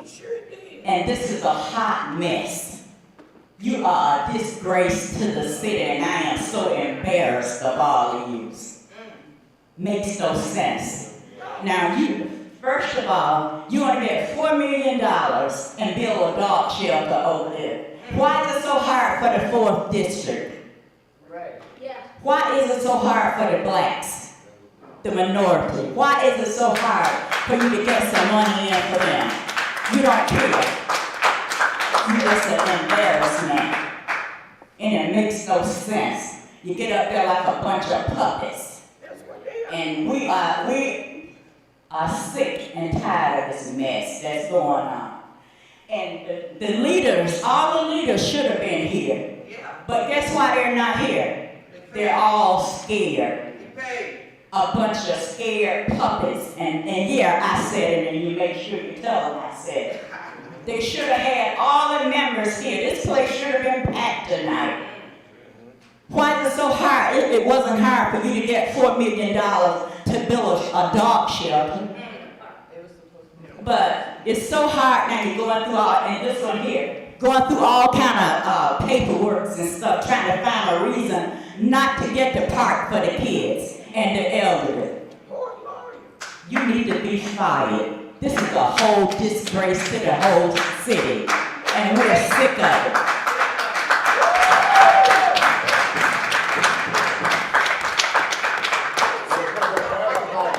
Our next speaker. I got two more minutes to go. You put your big boy's pants on, and your big girl pants on, and do the right thing for the city.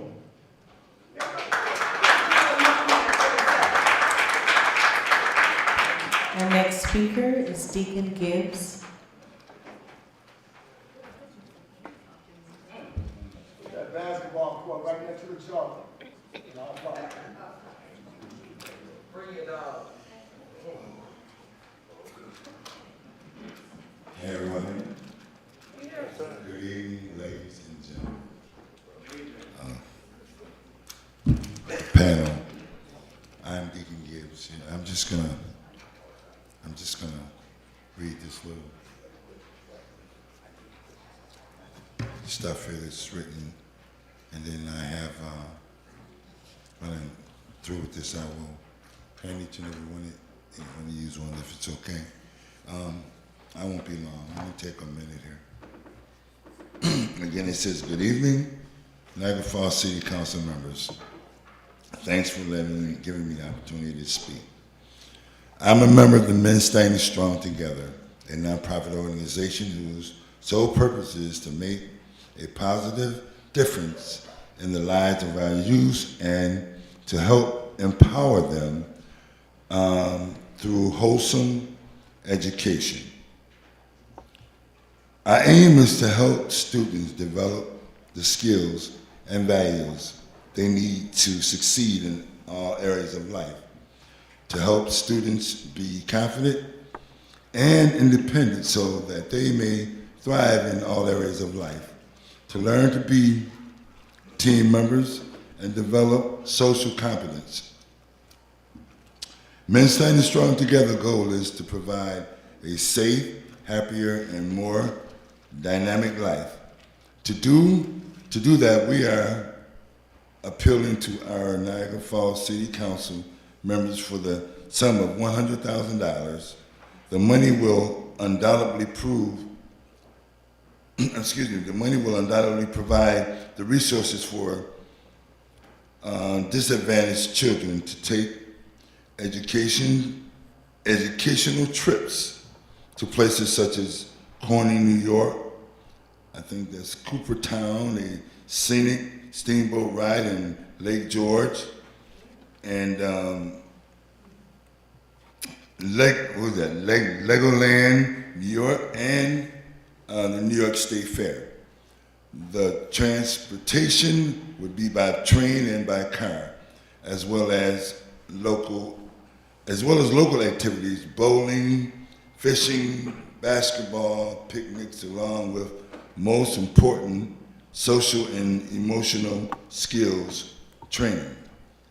Finally, the Niagara Falls City Council members Men Standing Strong Together wants to continue monitoring and offering a brighter future to about 50+ kids.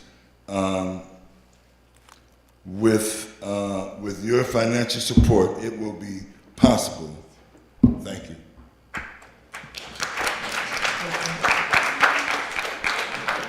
Our next speaker is Gerald Skirling.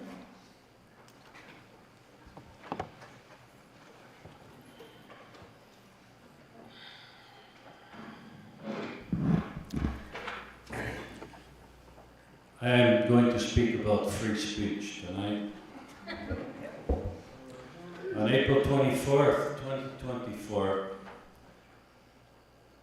I was stopped from speaking in these chambers, and I was asked to sit down. I did.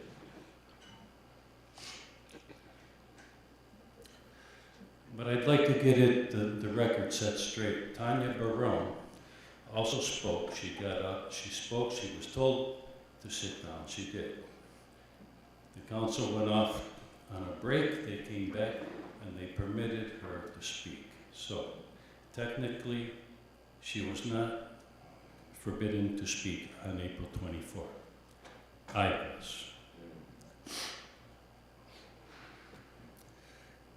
He did not write about it, and you don't seem to have noticed, but if you look at the video, you will clearly see him turn around and say to me, "You cannot speak about that subject," and the subject was, I filed a claim with the city 3 times, I sent the letters and 3 times had them signed, because the DPW was plowing Strangio's Cambria Hotel alley, pushing the snow right up my alley, and I make a complaint, complaint asking the city for damages, and no reply, nothing.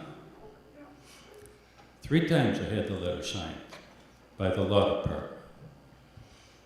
And he turned around at that meeting and said, "You cannot speak about that." I said, "Why not?" He said, "Because I forbid you." Now, is that free speech? Because he can say, I cannot speak about something that maybe implicates him because he's covering up for the Cambria Hotel. Why was the DPW out there plowing the hotel and then he says, I cannot speak about it? That is not permitting somebody to speak freely and express their opinion. Also, our Supreme Court has stated several times, many times, and Restaino was here when I read it, and that's when his attitude changed. That's when the meeting started, or the special meeting started. It was in October, it was about 3 years ago. I read him what the Supreme Court said about how people can say absurdities. They can call you any stupidity in the world, and it's their right to criticize. Is it right? No, it's not right at all. Is it right for him to stop me from implementing him in a crime? No. You can laugh about it now. You can laugh about it now. But why did he not answer my complaint letter when I had it signed? 3 times and I did everything I needed to do to file a complaint. But no, it's because it's me. It's me. And we'll go a little bit further with what this lady said. She says it's racial, it's also ethnic.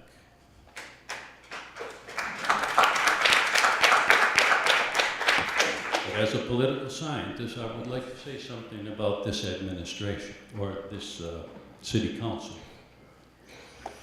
You can say I'm old school, yes I am. We have 2 African Americans representing approximately 26% of a city, or 26% of the city is black, I think. 24, 26. Yep. So we have a very good balance of representation of black people on the city council. We also have a good representation for the ethnic Italian people in this city with both Mr. Perry and Miss Bax. When I was a young kid, it was 50% Italian here and 25% Polish. So we do have a Polish ethnicity representing basically what the percentages add up to in this city. So we have a healthy city council, and we have a healthy representation of our racial and ethnic societies. Thank you, Mrs. Garland. Our next speaker is Arlene Jackson Doss.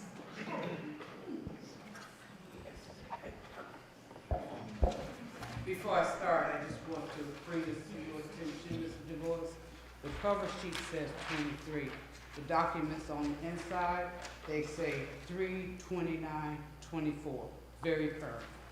So, that's covered what's been going on in this city over the last week. And I want you to understand something. I spent 38 years in the military and served on 2 tours of duty. My first tour of duty was not dark as the second one, where I was able to witness an airman and a soldier return to camp in body bags. The most important thing I learned while serving in the military was if it is not written, it didn't happen. I returned home to a dark city, engaging in helping our community.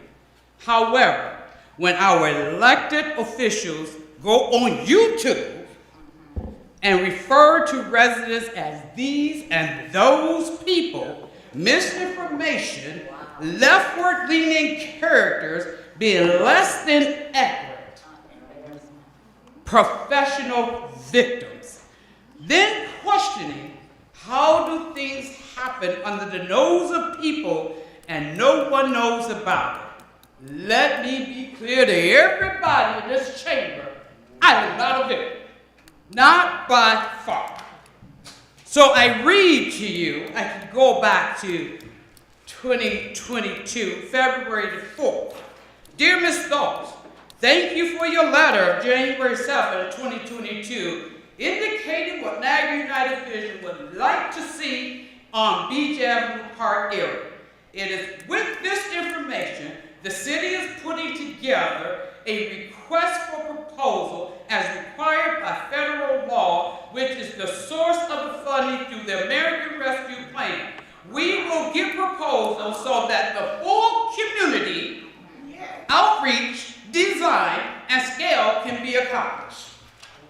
Again, thank you for your information, and we look forward to advancing this project. So now I go back. Somebody help me understand. When our elected officials lower their dignity and respect to lying, one must question themselves, how dark will this city get? Please read the documents being passed around. Many have viewed it already. And around the dates and the signatures to verify the work that has been done, many in communities, not just in the North End, but the communities, Blaisdell, DeVoe, all the schools have participated on Beach Avenue Park. I will have to include the petition with over 1,100 signatures. It was uploaded on the city's website. Sam Archie could not have put it better when he texted me, and I have it in writing. The city of Niagara Falls has been in a dark place for over 40 years as a result of our elected officials. And I'm not in favor of the Centennial Park plan either. I see my great-grandchildren still footing the bill for that.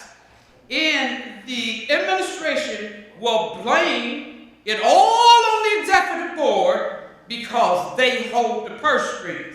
Supporting letters include Superintendent of Niagara Falls High School Niagara Falls Schools, Mark Lowry. Create a Healthier Niagara Falls Collaborative, Citizen of Utah, NAACP, Mount Sinai Baptist Church, Pastor Charles Walker, Niagara County 4th District Legislator, Word of Life Ministries, Bishop Jesse L. Scott, the VFW Lacell Griffin Post 917, Snug Gunpowder's Provision Program, New Hope Baptist Church of Niagara Falls, Reverend Carly Kelly. Shame on any of you that sit up there and say, I didn't know about this project, because it's been going on for 20 long years. And if you took this bit, once you got voted in, and you didn't have enough integrity to go upstairs or wherever your files may be to say, let me see what's going on before I sit on that bench and be able to display some integrity for the entire city, then you should never put your hands on that Bible. Now, I'm disgusted, I'm displeased, and I can tell you my core values come from the Bible. And as I said to you, Jim Perry, the military teaches you some strong core values, and I hold you to a higher standard than anybody on this bench, because it appears that you left them core values in your boots when you retired.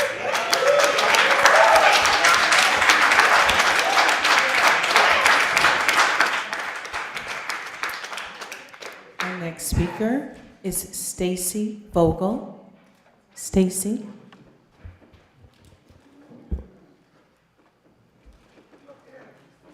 Good evening, Councilman Miles. You started the evening with the prayer for the unseen and the unheard. And I am here for those unseen and unheard because I'm here to speak for the children of Niagara Falls. The children are our future. Those children are my purpose and my heart. My husband and I own 3711 Highland Avenue, which is a nonprofit called the Potter's Field. And we've taken a field that was full of trees and trash, and we've heard a lot of talk about a park tonight, and that is now a park. And we didn't have to argue and hear what we've done tonight, and I didn't ask you for any money.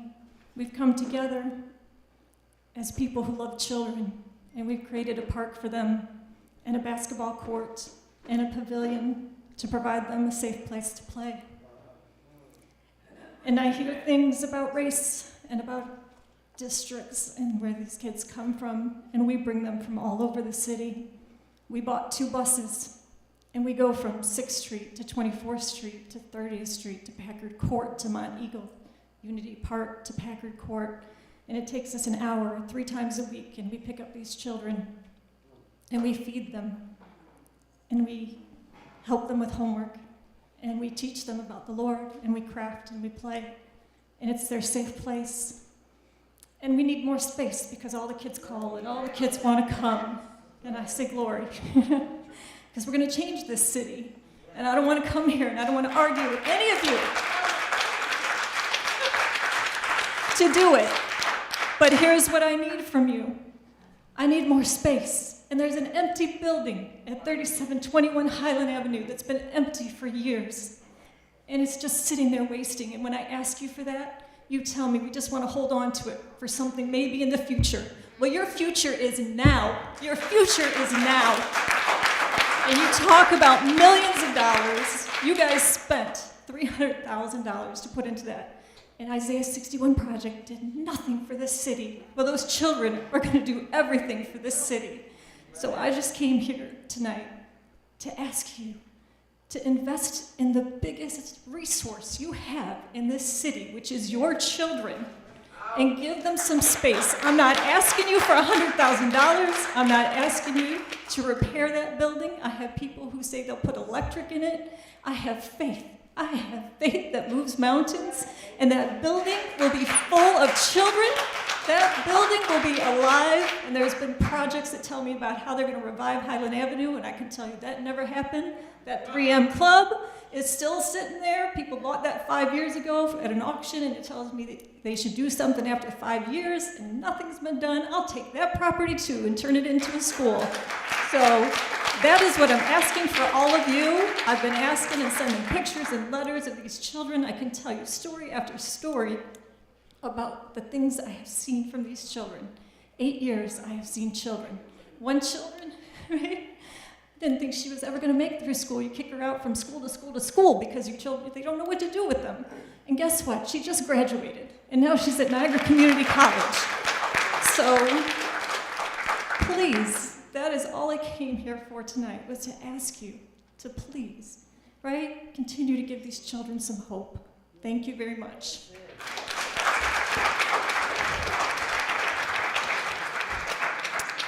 Our next speaker is Gloria Dawson. Gloria. Our next speaker is Robert Ventry Jr. Okay. Our next speaker is Unique Lewis.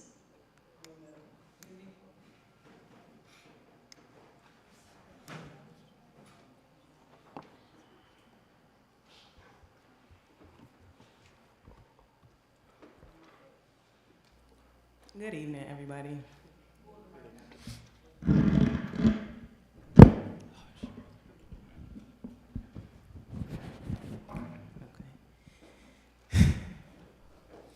I just want to say, sitting at these city council meetings, it is very disturbing just to see how the city is run.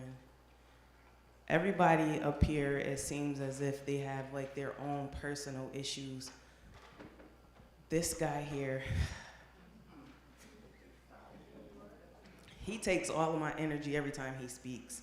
It's like I have so much respect for everybody, and it's like I just can't contain myself whenever he opens his mouth. It's like he's so negative, he's against everything that is positive, or everything that seems like there is a little bit of hope. He definitely digs deep into it. He finds every little thing that he can to just go against it. Like, the mayor does not have to come to these meetings because he has 1, 2, 3, 4 people already here for him. When you guys vote against something that has anything to do with the 4th district or the black and brown people, it's like we already know the outcome of the vote, and it's sad. There were some people here at the last meeting that was their first time being here, and they were so disgusted. Like, I spoke about it before, but to come and to actually see it happening firsthand, they were really disgusted with the way that everything is run here in these chambers. They are very invested. They couldn't be here tonight because of some other endeavors, but they plan to continue to come just because they are younger and they are able to, you know, help us with getting the bad apples out of the bunch. So I encourage everybody to get out and vote. These are people that we actually voted for, and they are not up here representing the people. I feel as if, like I said, there's a different agenda that everybody is not aware of, and it's so separated, so divided, and so disgusting to sit here and just listen to the things that is going on here. We asked for something so simple as far as a community center and a park. Simple. The dog shelter. How many people are actually gonna bring their dog to the, how many people, I don't have a dog, but if I did, I probably would not take the dog to the park. Hyde Park is not even, I have so much to say, I can't even bring it all together. I should have wrote it down so I could kind of stay on task. My apologies, but the dog park is not as important as a community center and a park for the kids and the elderly people. I will say that. The community center, the YMCA, the 13th Street Center, all of these things that have been taken away from the people have not been replaced. And this little thing could be the start of something great. And I feel as if it keeps getting pushed on a back burner. The things that are not really important, that probably won't even take place until however many years from now, it seems so much more important. The Centennial Park, this dog park, just things that are really not important at all to a lot of people in here, I'm sure, that are voting against that. But it's like the people does not have a say. It's not what the people want. It's what this particular individual wants, and all these other people that are in place that are making it go into play. So as I sit up here, I am totally disgusted tonight at this meeting, and I'm willing to do whatever it is to help Miss Arlene, because she has done all of her footwork. When I say she got the receipts, she talked to all the people, she got the design, she got the printouts, she got the funds, well, how much it would cost, and all of that, and just to be shut down or just to keep getting pushed, just for the the information to keep just getting pushed back, it's disgusting. So I'm willing to do whatever it is to help her to get this park for the people, because we are the people. So we should, what we want should matter. Y'all work for us, but it seems like y'all working against us, and I don't understand that. So let's do better.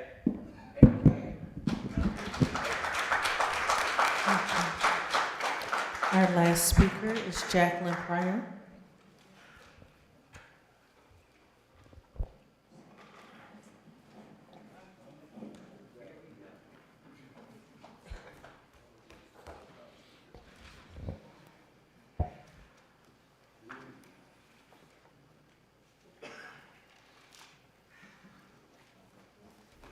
Hello, my name is Jacqueline Pryor. You probably know already.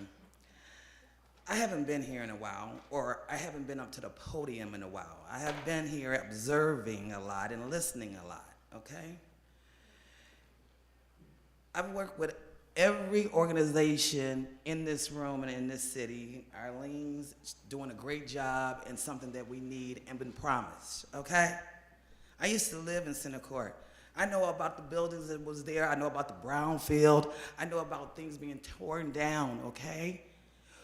What is the problem? If you look at any culture, like he was saying, they get their buildings.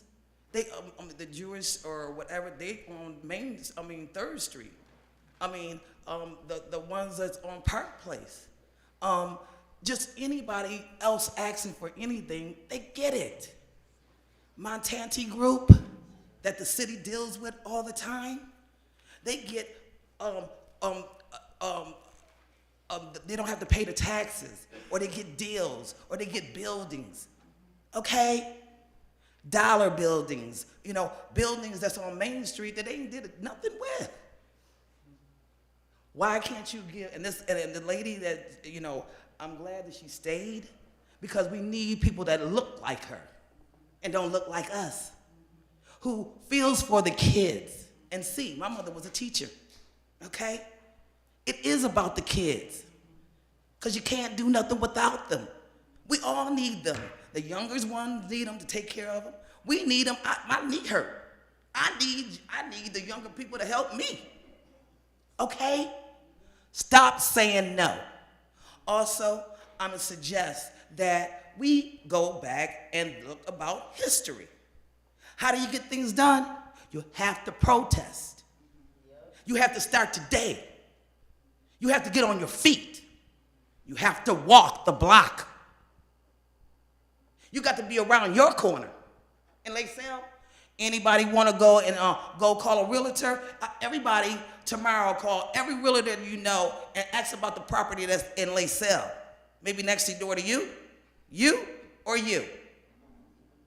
Let's make all our community look like the city, even your community. How about that? Also, too, stop promoting things. Now, I'm not picking on anybody, but if you want to get technical, you, Mr. Sajak, I don't really say it too much, but I see a sticker in Niagara Falls High School when you go into the office, and it's a advertisement for your funeral home. Is that not true? Because I done seen it, and I done told a couple people. Is it there or not? The ones that have businesses, and even with this property and all this kind of stuff, I really need to know, and maybe Fall Act, how many teachers own buildings? Huh?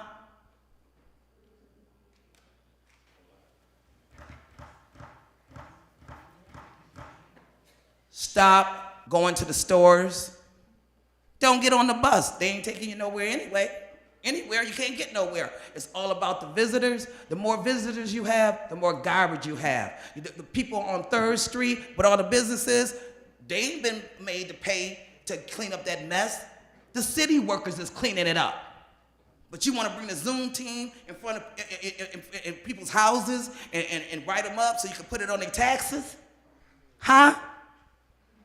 Miss, I don't want to get personal, but I'm just going to say, just because you wear stilettos, just because you might have better clothing,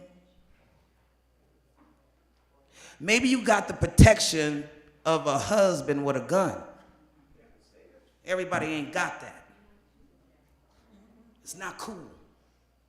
But like I said, people need to call the realtors, and because they build it up, they sell. Okay, because that's where they're going to go. And everybody going to be down here in the city with all the visitors and all the people who you don't know where they're coming from, with bus loads, going the wrong direction, don't care about anybody. Stop patronizing. Shut down the city. Protest in front of the visitors. Embarrass the city to do the right thing. Let's go tomorrow.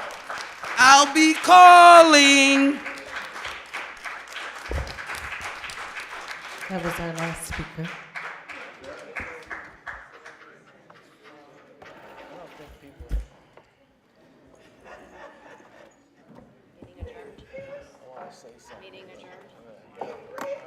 Meeting's adjourned. Thank you.